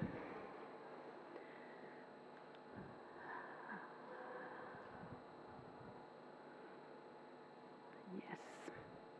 And here is also this, that the support I was mentioning, that you need to ensure the equal treatment of peers, that because professionals sometimes tend to think that these are not so good workers because they don't have the education. So you need some work from the top of the organization to tell people that you are highly valued in our organization. And also the preparation of the staff, that we are going to have people who have experience and they are in the same level as us. And also that the peer support workers, they tend to not to say what they want or what their needs are. And you have to encourage them to speak also in the meetings and say that their opinion are really valued. And also this opportunity to go to a training or to become a professional if they want to. So it's not an obligatory thing, but it's good that if they are asked or supported. And also the management need to support peers, because they want to hear from the manager that you are valued and your work is appreciated. And we do like 2 times a year this kind of a survey in WEPA for the visitors, that how did they felt or what did they got from the place when they visited. And this was very interesting to me. This 26% told that they came to WEPA because of the peers. So it was not more than that, because I don't know why is that, but they don't care about that, or they think it's a given situation or something, I don't know, but it was surprising. But overall, it's really appreciated and people really feel welcome when they come to the services of WEPA. And there's also some feedback.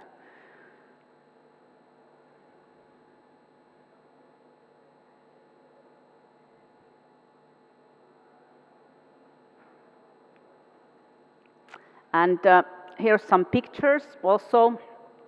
And what we all need, it's not just support, we need some fun, we need some space to have fun and joy, and we like to have good food, we like to celebrate.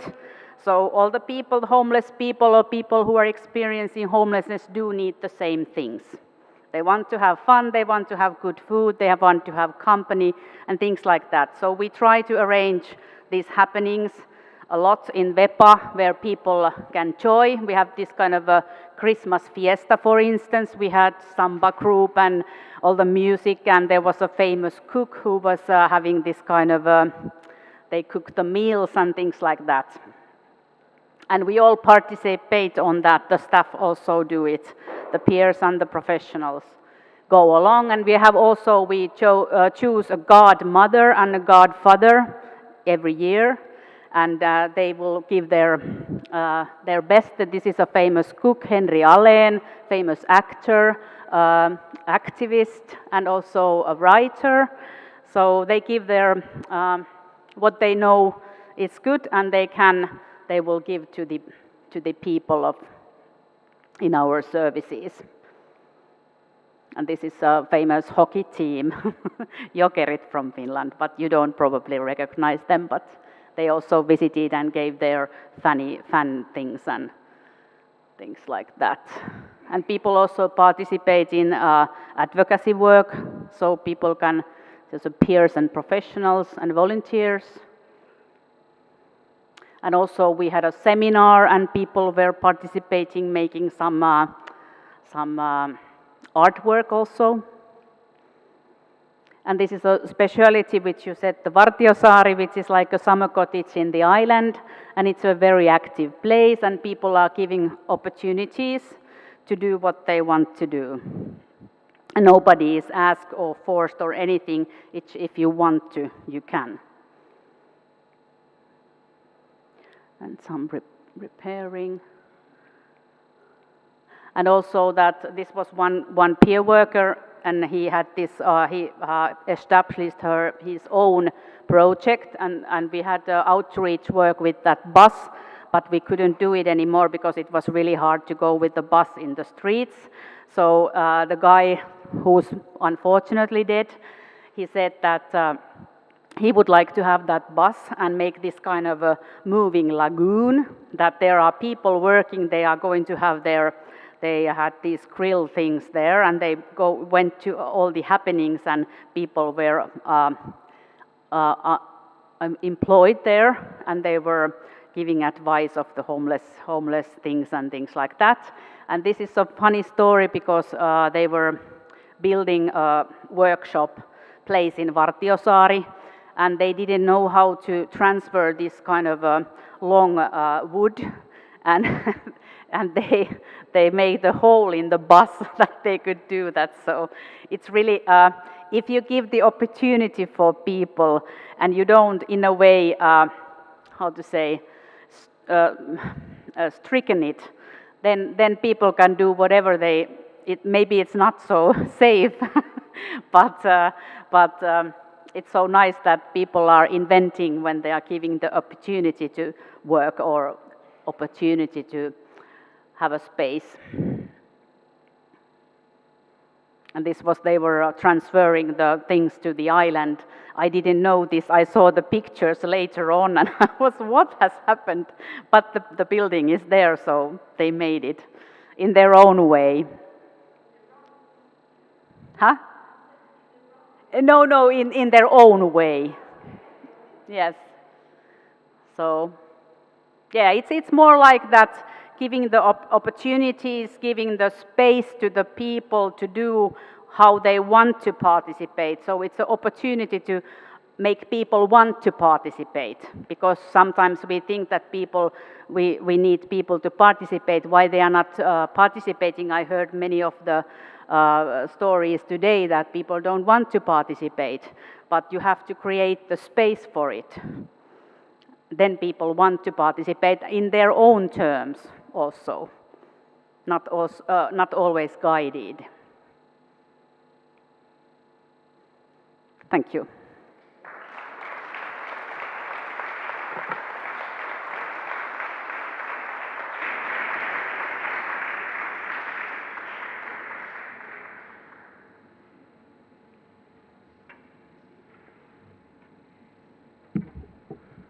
No, volevo sottolineare come ritornano gli stessi concetti. La frase conclusiva dell'intervento di Sanna era appunto che l'homelessness non è una circostanza e non è una tipologia, insomma. Rispetto a questo fatto delle dichiarazioni per la fine dell'homelessness, no? Su cui è intervenuto sia Paolo che Sanna, mi piace ricordare quello che diceva Pierre Rickmans di Infirmière de Rue, che è evidente che porsi l'obiettivo di azzerare il fenomeno delle persone senza dimora entro il 2030 è un obiettivo forse realistico, ma forse dobbiamo pensare di lavorare come se nel 2030 si dovesse risolvere il problema dell'homelessness, e lavorare come se ci permette di intervenire in modo più efficace sulle singole situazioni delle singole persone. A questo punto vorrei invitare a parlare Niam Callen e Emma Magnon. Sono entrambi operatrici di Sofia Housing. Sofia Housing è un'organizzazione irlandese con la quale collaboriamo da tempo e con la quale abbiamo portato avanti numerosi progetti in questi anni. Uno di questi progetti appunto aveva come tema il trauma informed care e il psychological informed environment, ed è interessante come Sofia è riuscita poi al termine del progetto a formare i propri operatori, e per propri operatori intendo tutti, cioè dagli amministrativi ai dirigenti, sulla metodologia trauma informed care, e sono riusciti anche a, diciamo così, sviluppare, costruire una struttura d'accoglienza basata sull'approccio trauma informed care. I don't know if you are going to speak about the trauma informed care or about adapting housing first. Ok, quindi adesso l'intervento sarà rispetto invece al progetto che stanno portando avanti adesso, appunto, che è un progetto che ha come obiettivo quello di analizzare come è possibile adeguare il modello Housing First ai diversi contesti paese, perché voi sapete che l'Housing First nasce negli anni 90 a Manhattan, St. Barry's e quant'altro, ma il modello puro Housing First nella sua applicazione in contesti paesi diversi necessita probabilmente di un adattamento. Penso semplicemente al contesto fiorentino, in cui gli appartamenti hanno dei costi improponibili anche per i lavoratori del ceto medio-alto. È impossibile pensare di poter avere appartamenti a disposizione per applicare un modello di housing first puro. Sofia Housing, assieme ad altri partner, sta portando avanti questo progetto da credo un paio di anni, credo abbiano ancora un anno di progetto, ma lascio la parola. Please, the floor is yours. Hi everyone. So myself and my colleague are going to present on trauma-informed care and adapting housing first. So I'm going to start with adapting housing first. So this is just a little bit around our organisation, Sophia Housing. So our vision is to support marginalised people to realise their potential and to fulfil their ambition. So Sophia pursues its vision through projects that enable people to make positive differences in their lives. Every project aims to be innovative and ensure service users feel safe and secure. And the picture there is one of our Adapting Housing First projects. So this is just a chart. So at the end of 2024, Sophia had supported 490 children and 676 adults. And there's 465 properties under our management. So we support men, women, children who are homeless, and we provide them with supports also around mental health, addiction, domestic violence and child protection. And just, I guess, that stat in relation to the whole country. So as of January of this year, there were 15,286 homeless people in Ireland.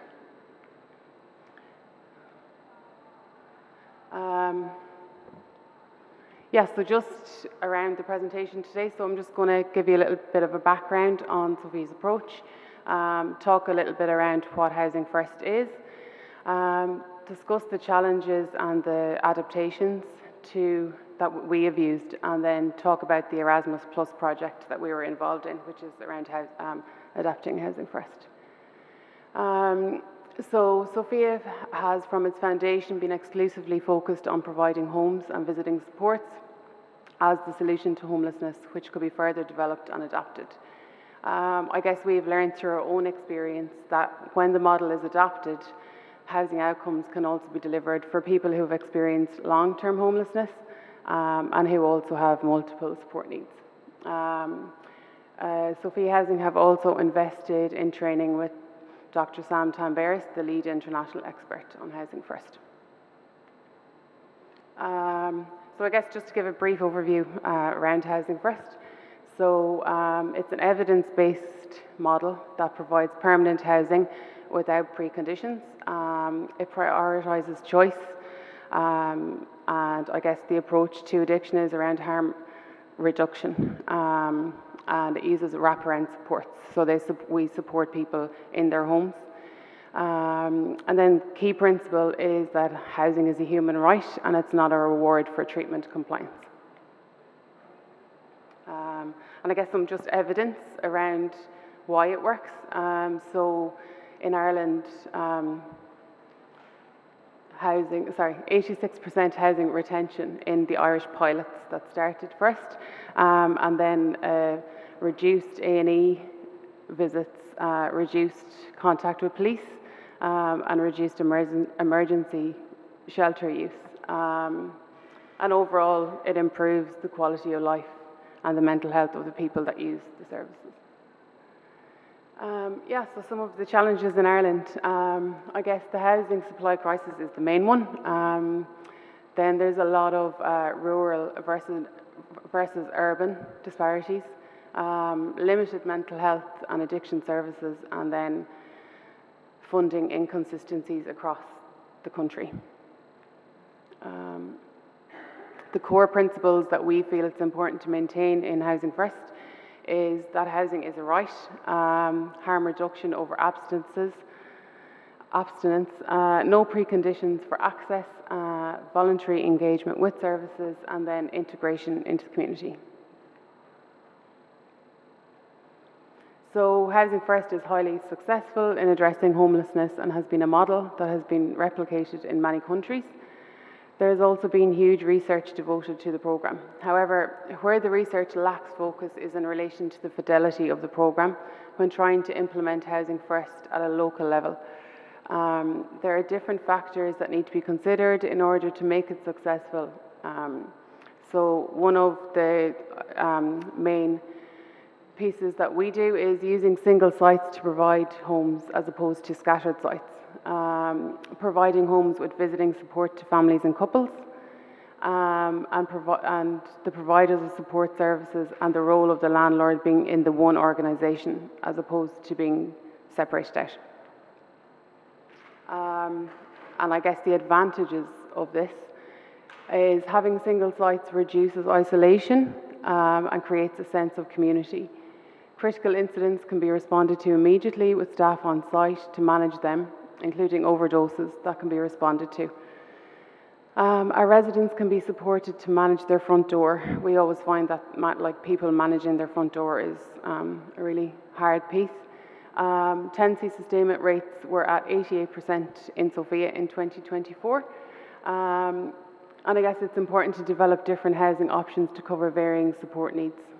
One size doesn't fit all. And then just a little bit around the Erasmus Plus project that Sofia were involved in. So Sofia partnered with NGOs from across Europe, the Y Foundation in Finland, Housing First Berlin, and ARELS Barcelona. The purpose of this project is to research how Housing First has been adapted across Europe to overcome these barriers and what we can learn from these adaptations to overcome the barriers.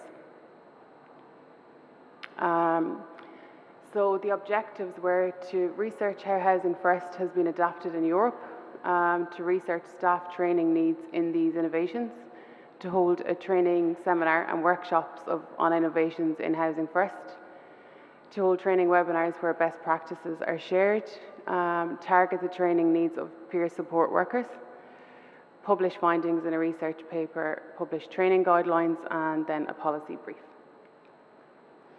In 2024, SEMES Europa completed a research program known as Persons First, and we heard about this earlier on, which was done in association with the University of Leuven. The research recommended that emergency accommodation services need to move away from large-scale hostels and provide smaller services with private spaces. Sophia opened a service similar to this in December 2024, where each person has their own ensuite room, and the service also has 5 self-contained apartments.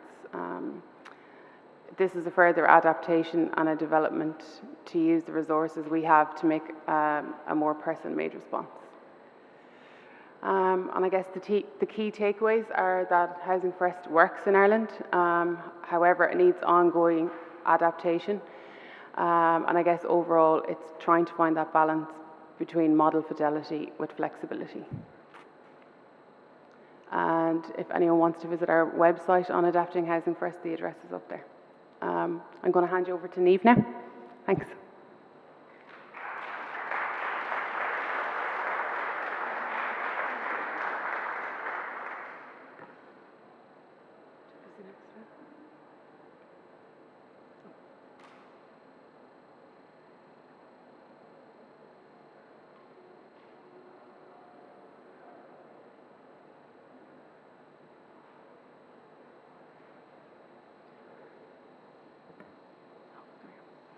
Hi everyone, I'm Niamh Cullen, Head of Services in Sophia Housing. I'm very happy to be here today to talk about trauma-informed practice and how we implement that in Sophia Housing.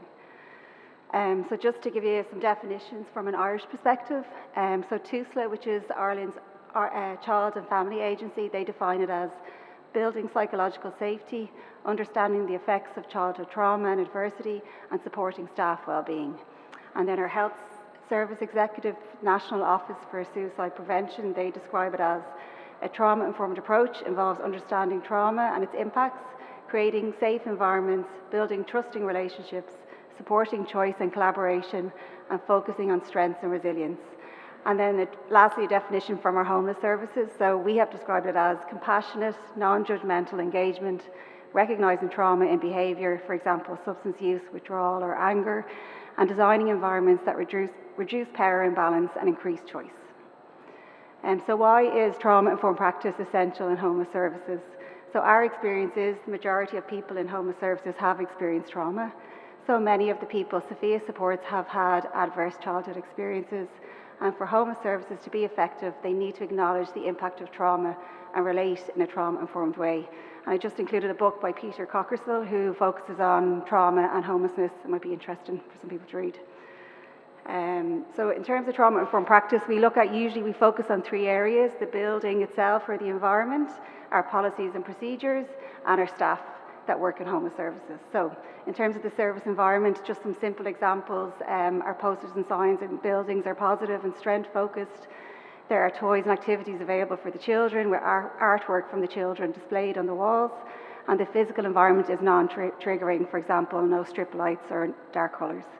And in terms of our policy development and review, we use a trauma lens that's used when developing and updated policies, and this involves seeking the views of our staff and, of course, their service users. And then staff recruitment. So our job advertisements and our descriptions outline the importance of trauma-informed practice, and we state that staff are expected to work in line with these principles. And even our interview questions are designed in line with trauma-informed practices. And I think Idaz mentioned training and how important that is. So we have over 120 staff now trained in just basic trauma-informed practice, and this includes our care staff, but also includes our reception staff, our finance team, our maintenance teams, everybody across the organisation. We also have specific champions who work in various roles across the organisation, and they're there to drive the practice of trauma-informed practice throughout the organisation. And then we have 2 different types of training just for managers. One is on trauma-informed practice under pressure, and this is to recognise the level of critical incidences the managers are dealing with and supporting them with this. And we also have specific training for managers in how to establish psychologically safe environments for their teams. And we've also invested in 2 staff who have done train the trainer in relation to therapeutic crisis intervention, and they're now training all our staff on this. And then, of course, support for staff is really important for trauma-informed practice. So we run self-care workshops. This is facilitated internally by our own staff, and it's open to all support staff. We have a self-care checklist in place for our staff. We have reflective practice groups. They're done with senior managers, with teams on the ground, across the board. And then, of course, we have an employment assistance program. So this is available to staff with counsellors 24/7 if staff require it. So just some examples of some good practice in terms of trauma-informed practice in our organisation. We have a group called Seek and Safety, and this is a support group for women recovering from trauma and or addiction. And this is facilitated by a peer support worker with lived experience and a project worker.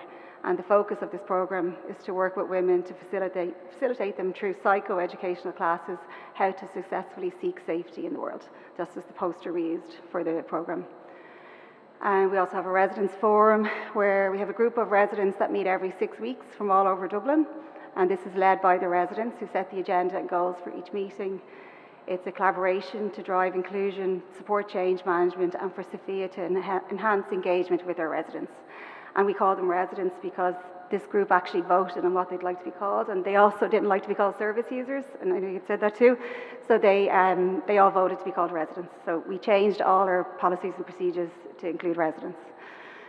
And just to mention another Erasmus program we were involved in around trauma-informed care with SMES Europa. So this program acted as a catalyst for exchange and learning, and it also provided Sophia with a means to start a conversation about the impact of trauma. So we are a member of SMES Europa, which we see as a positive network for the exchange of ideas and learning to support people who are homeless and have a mental health support need. And just to thank Jacopo and to Sylvia as well, who's here today, for all their support to Sophia with SMES Europa. So just lastly, to talk about the challenges with trauma-informed practice. So funding obviously is a problem. It's difficult to get funding to provide services that are trauma-informed. We still deal with burnout for our staff. They're dealing with very complex cases. Well, in Ireland, there's a lack of integrated mental health services. And then there's obviously language and cultural barriers, especially when you're dealing with migrants and homeless services. And that's it. Thank you. Grazie. Thank you.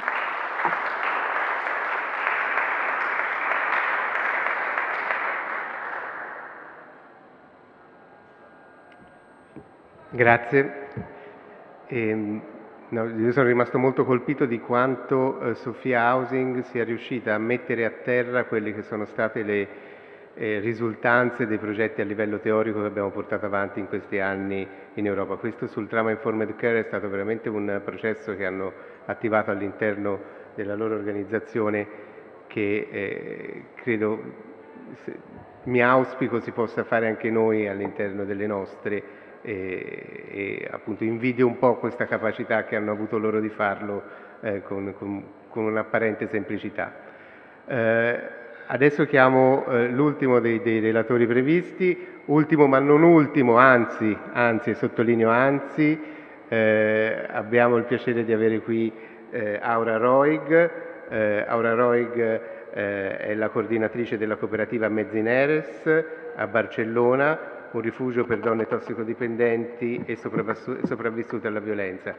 Nell'evoluzione del fenomeno, che è un po' il tema di questo nostro incontro, l'aumento delle donne che vivono in strada in condizioni a rischio violenza o che fanno uso di sostanze è un dato significativo che abbiamo registrato negli ultimi anni, tanto che all'interno di uno dei nostri progetti, quello dell'educativa di strada, abbiamo sviluppato un settore specifico basato sul genere, rivolto alle donne, anche perché veniva fuori in un intervento precedente, nell'intervento di Paolo Palmerini, che le donne hanno un numero di accessi minori ai servizi. Dobbiamo pensare anche che i servizi spesso sono pensati per gli uomini e quindi non rispondono ai bisogni che portano le donne. Aver sviluppato lo spazio donna all'interno dei nostri progetti ha permesso alle nostre organizzazioni di dare risposte ai bisogni del genere femminile delle persone che vivono in strada. Quindi lascio la parola ad Aura e grazie per essere qui e per la pazienza perché sei l'ultimo intervento. Thank you so much, and thank you everybody for staying here until so late.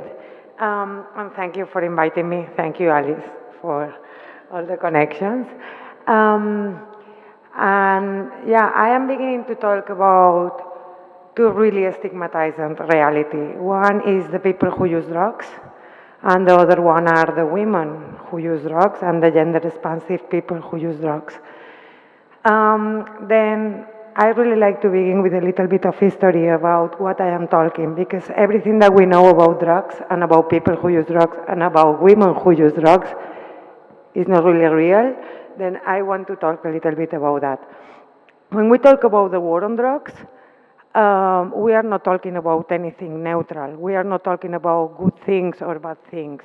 We are talking about a mechanism that is used to control people, to control borders, and to control goods.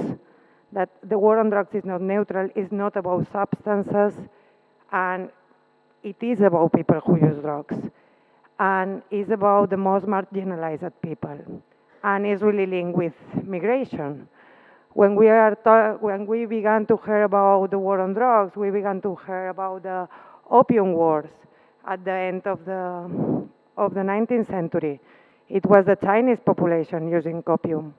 Or when we talk about the prohibition of cannabis, it was against the Mexican population crossing the border to the States. When we are talking about the prohibition of LSD or the psychedelics that now are totally in vogue, was the people fighting for pacifism, for feminism, for ecologism, who were using the drugs. And when we talk about crack cocaine, that is not different from cocaine, we are talking about the black women in the 80s living outside the cities. Then the war on drugs is not neutral. What is accepted as a drug or not is really linked with power. Because who hold the power on pleasure or pain holds a lot of power in a society. And this is something that drugs give us the key. And I will begin with this picture because women are part of this war on drugs. And I wanted just to sign one of them. I want to point off to Billie Holiday. Billie Holiday was the first woman that was the symbol of the modern war on drugs. And who was her? She was a victim because we are in the States, we have a huge mechanism to control the people who is selling alcohol illegally because we are on the dry law. Then we know that the prohibition doesn't work because now we didn't have more people dying because alcohol poison until that period. But when alcohol is legalized again, what we're going to do with all the institutions that we built against or for all this prosecution? Then we had to use an excuse. And Harry Alisberg found it on drugs, especially on cannabis first, but in heroin, and who was the victim to be used as an example? Billie Holiday. Who was her? She was black, she was a woman, he has been sex worker, he was using heroin, and this was the perfect target. We could talk about other ones that are here represented, but I am saying all of this because when we look at the war on drugs from a feminist point of view, we see that this war on drugs came really earlier. And these are the medicineres in Catalonia. It's an old word to talk about the women that were using plants as a remedy or as a poison. If you take a look about the plants that they were using, are the same plants that are currently, nowadays, the base of the modern pharmacology and the modern medicine. They didn't change. What changed was the power, who had the knowledge about that. And I'm not going against the modern pharmacology or against the modern medicine, it's not my point. But I want to also make a reflection about what means this change from these women. Who were these women? The women were migrants. They were coming, at least in Spain, from the Pyrenees, going from one village to another. They were women that were by themselves, alone, widows, with no kids. And what they were doing was like accumulating the knowledge from their communities to provide more wellness to other communities. Wellness, that means physical wellness, but also emotional and psychological wellness, not separate. When the Inquisition, or with the moralities that came with them, and with the morality, and also this condemns or sentence to the women from this knowledge, it was a huge change. Because it's not changing just who has the knowledge about the plants, it changed the concept of what we understand about health and wellness. These women were looking for the wellness of them and their communities. Doctors, pharmacists that came later were men, high class, they could read, and what they did also is to take away the power of these women, to put this power to a people that understand health in another different way, in a way that is not wellness, but the lack of pain and the lack of illness, no? And this is really an individualistic point of view. And I am saying that because still nowadays we are talking from an individualistic point of view when we are talking about recovery, reintegration, and all of this. It's the person who needs to do the effort to get better. But I don't know you, but in my case, who saved me are my friends. It's my community, it's my family. I'm not doing that by myself. But we ask all the people that is living in the street, that is using drugs, that do the work by themselves. No? Then the stigma that was surrounded that women are still, I was coming here and I had to mention Lombroso. And this stigma against women and against people who use drugs, but especially against women who use drugs, is the main barrier for the women who use drugs to be able to take care. They are not expelled because they have a bad behavior. They are not accepted on the services because they use drugs. I cannot have a house because I'm not drugs, because everybody is using drugs. The difference if I can buy my drugs at the pharmacy, at the bar, or if I have to go to a dealer to do it. Then the difference is not if I am using drugs, is if my drugs are accepted, if my drugs are regular on the market, if I have the right information to take in these drugs. And this is what harm reduction tries to do, provide information to the people who use drugs to be alive and to have a better life. And I have to say that, and I'm not saying that by myself, like the World Health Organization is recognizing that more than 85% of the people who use drugs never gonna have a problem related with drugs. Then who gonna be the people that have problems related with drugs? We know that it's not because of the drugs. Then we will see what is going on here. And I am talking from Catalonia, and I say Catalonia, not Spain, not because independency or things like that. It's because we have a different drug policy in that sense.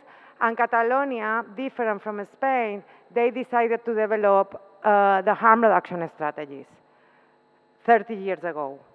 And it was amazing because we went from being one of the cities with higher rates of death because OD and because overdose and because AIDS to be one of the lowest.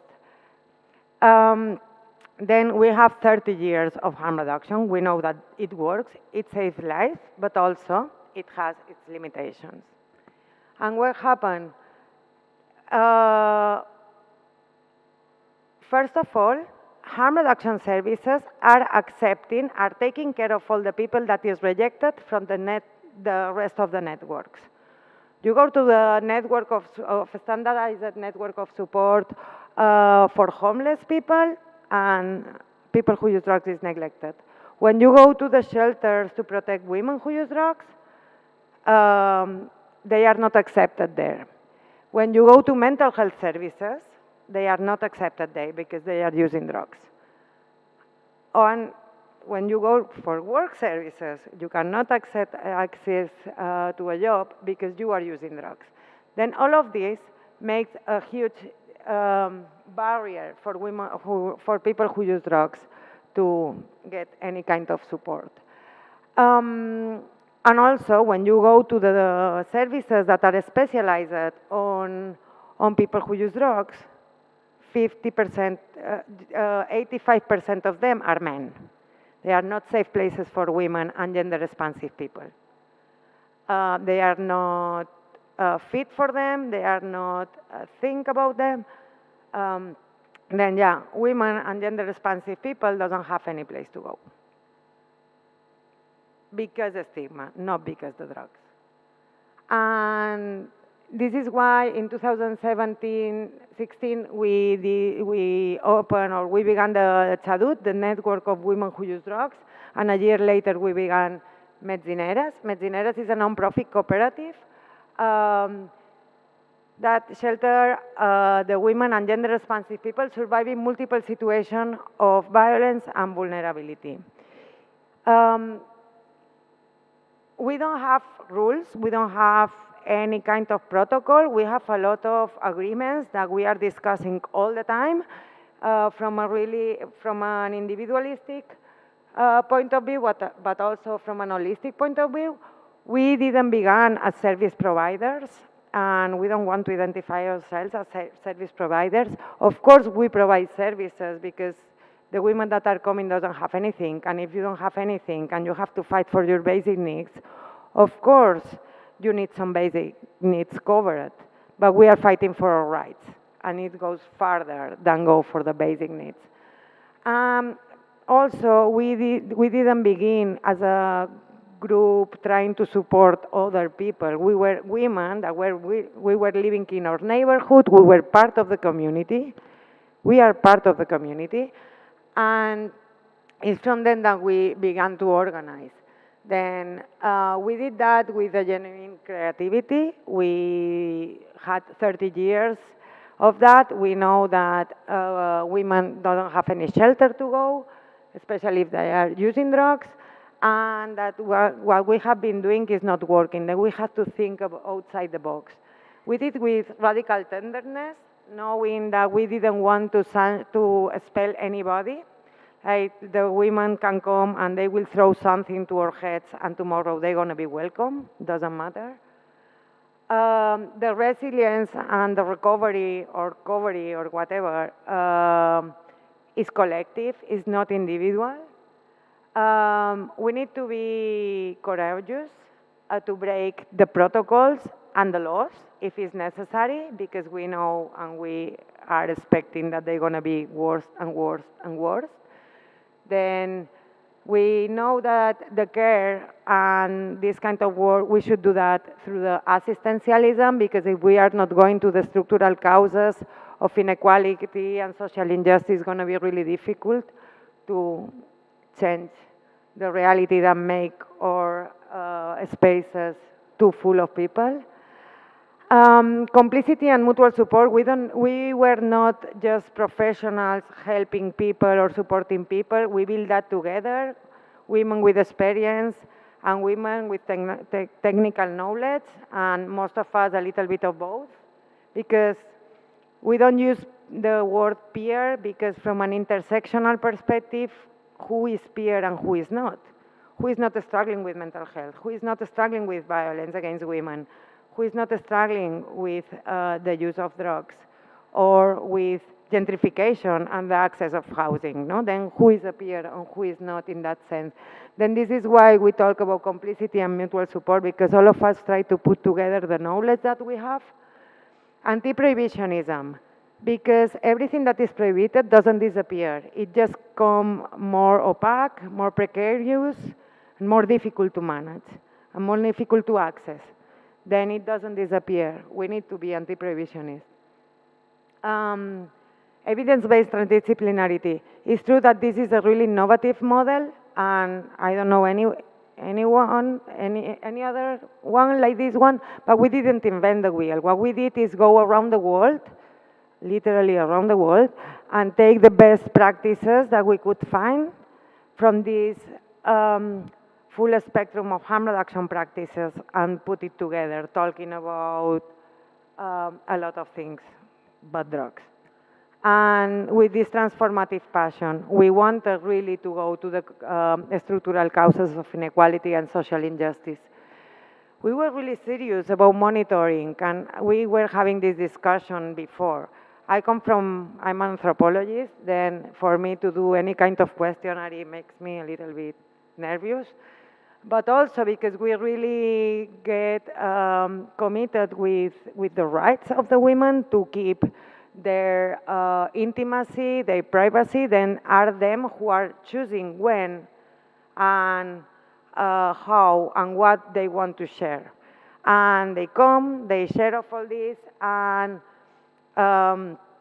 we have a coffee with them, and after that we go to our database. We have an amazing database that we built with new indicators, and we systematize the information there.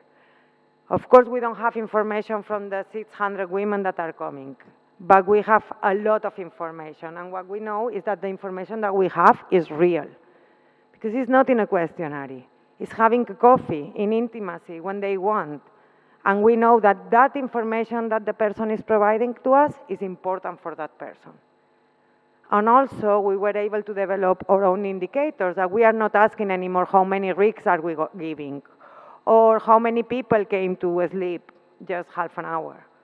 We are asking more questions behind. Did you lose the custody of, you have the custody of your kids? They're gonna say no. Or mine gonna be, oh, of course, they are using drugs. They cannot be good mothers. The state came and take away the custody, but this is not the case. Most of the women give the custody to their moms or their families when they saw that they couldn't be a good mom.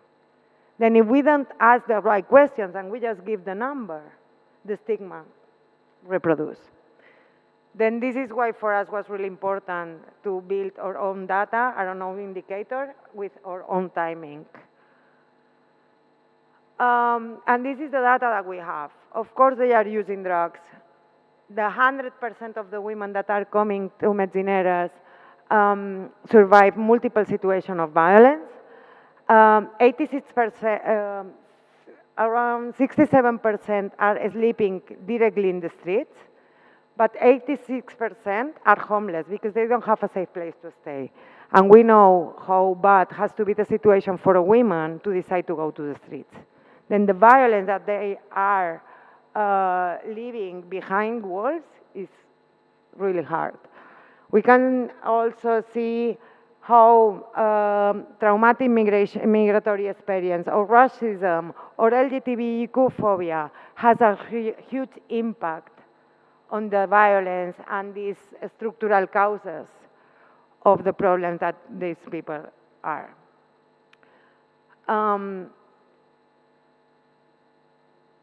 I don't want to go here because these are the kind of drugs that they are using. They are not really interested. But what we found is that most of the women that come to Medicineras have surviving a lot of violence during childhood, not just because their families, but also they have been institutionalized. They come from not structured families already, or they have been sexual assault during childhood and also during adulthood. Not just for because their partners, the people that they love, or people that they don't know, but also because the criminalization and also because the stigma and the rejection that they feel from other services. What we do, we put the person leading their process, whatever it means for them. They decide what wellness means for each one, and we try just to support with this accomplish of the well-being. We try to set down the barriers to other services, doing a lot of training, going with them to the meetings, whatever is needed.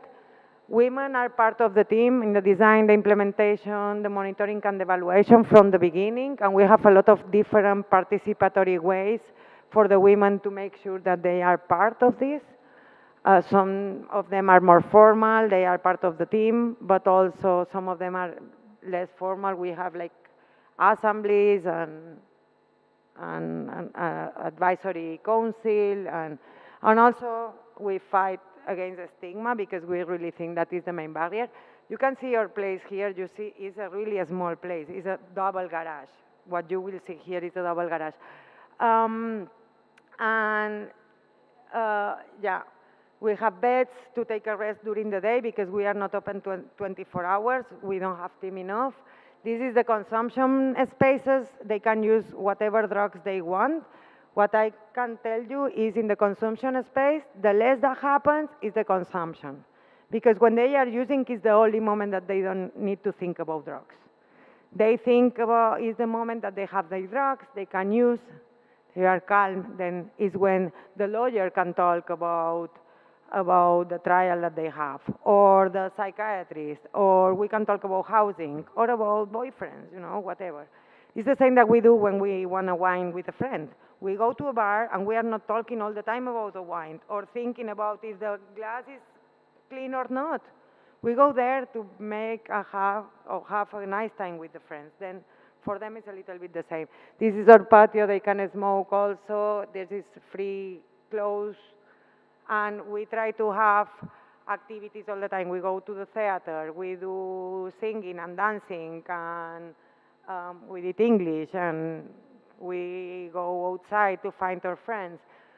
And since past year, we began the Spy Marianne, which has been an amazing place because we have 2 lawyers now, because we have been recognized as a service for women surviving violence, which is really important because we put on the center the trauma and the violence, not any of the problems that we have other than that. Then we can talk about housing, we can talk about drugs, about mental health, but taking into account that violence is what is going across their lives. And what we have is that for the women that are criminalized, that now they can have the notification, they talk with the lawyer, then they can have a defense on the trial, then we can go there and they can develop the alternative measures to imprison with us. And if they go to jail, we can go to visit. And if they go out, we can support them not to be in the streets again. We do a lot of community. We have a lot of fun with our neighbors. We are not a problem for the neighbors. In fact, these are our festivities, and we love to have fun. Because normally when we do the social thing, it seems that we need to be like boring, that we cannot talk about anything, no, we really have fun. And we try to do that with a language that is acceptable for everybody, that they can understand. And I have some examples here that I can give it to you. But just to put an example about the cannabis as a harm reduction tool, we saw that a lot of women were using cannabis, and we wanted to know why they were using cannabis. And we asked them, and we had like a lot of reasons why they were asking, how they were using, with who. And we took all this and we went to the scientific community. Jose Carlos Bouzo, for example, scientific community that knows a lot about cannabis. And we asked them if everything that the women had said was in some article, and they say yes. We have like hundreds of articles that nobody reads, by the way, because they are boring and not everybody can understand them. Then everything that the women had said was in these scientific articles. And we just put the information together in a nice way, in a language that they can understand, and this is how we work. From the knowledge of the women, comparing with the technicians and the professional that knows, and going back to the women. And going back to the women, because when we do research, this is not normal. Normally we do research, we do our results, and we never come back to the people that we are doing investigation. And this is our last project that I don't know if it's gonna see the light already because we are like broken, really broken financially. Then we will see if we survive. But by now, what we have been is like we have been recognized as a good practice from UNODC against drugs and crime. And we do a lot of training and advocacy. We have seen that this community model, this approach, that includes women who use drugs, but not only, and not focus on the drug use, is really applicable to a lot of places. A lot of services, is more a perspective than one or another service in concrete. Then I want to invite you to go to our YouTube channel because we have 100, I don't know 100, but a lot of videos. Really interesting. You can hear the women talking that are much more fun than me. And thank you so much for your attention and for inviting me.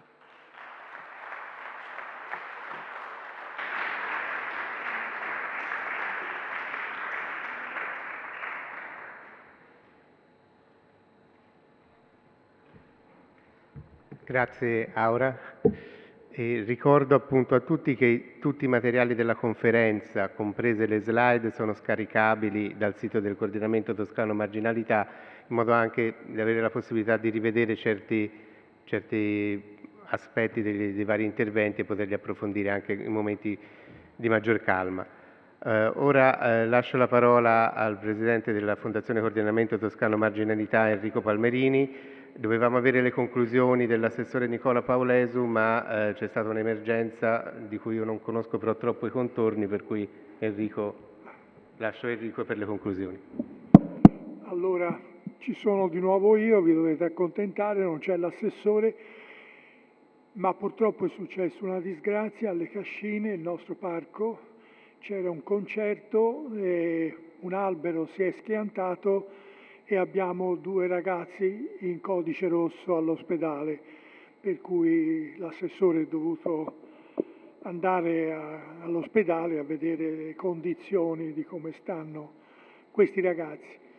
Al di là di questa nota un po' triste, ringrazio tutti per la ricchezza dei vostri contributi.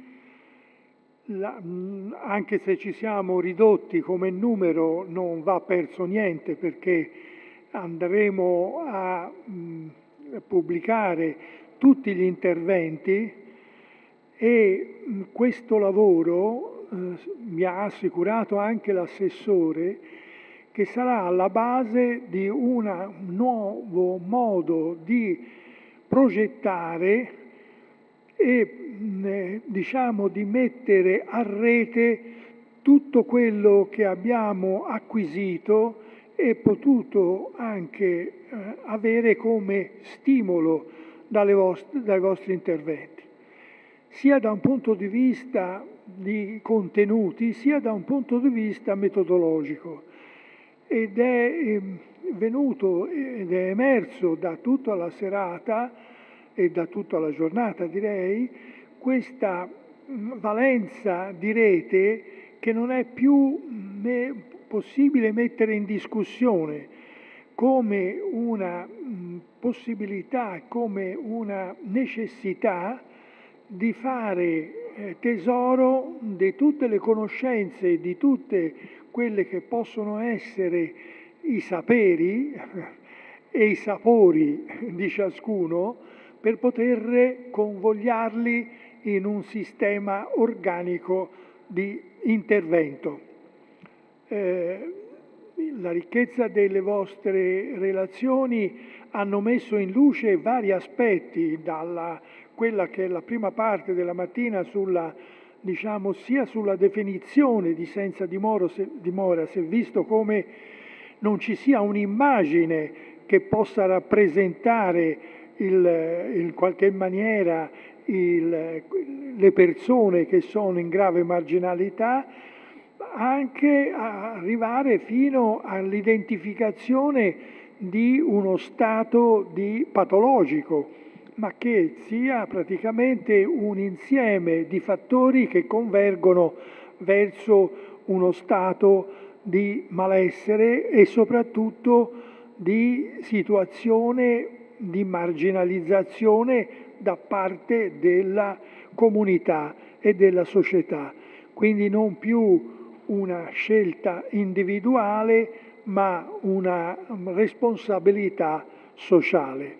Questo ci porta a ridisegnare un modello di comunità che sia includente, che sia una comunità accogliente, e questo, come si è detto in partenza, per poter usufruire di un benessere comune.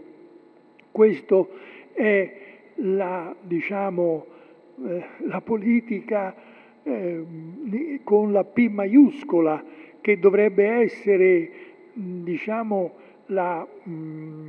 riferimento per tutte le persone che si occupano di cosa pubblica, e quindi opporsi a qualsiasi forma di repressione, come se quella fosse semplicemente una forma di allontanamento del problema. La repressione non modifica la realtà, ma allontana il problema e lo lascia inalterato. Questa è una considerazione che si basa sull'esperienza di tanti anni degli operatori sociali e che sanno benissimo anche rapportare alla concretezza. L'ultimo intervento, che faceva riferimento al problema femminile, al problema della droga con le donne, è un esempio lampante della situazione che degenera in modi stigmatizzanti e che con luoghi comuni, che non dà risposte ma semplicemente avvalla giudizi. Noi non siamo qua per giudicare, ma per accompagnare le persone, accompagnare le difficoltà e trovare le soluzioni insieme. Questo partendo dalle nostre esperienze individuali nelle nostre organizzazioni. Quindi a tutti quanti l'auspicio di un buon lavoro per un futuro che sta davanti a noi magnifico. Quindi il meglio deve ancora arrivare, sta davanti a noi, non sta dietro di noi. Buon lavoro a tutti e buon proseguimento, e grazie del vostro essere stati presenti.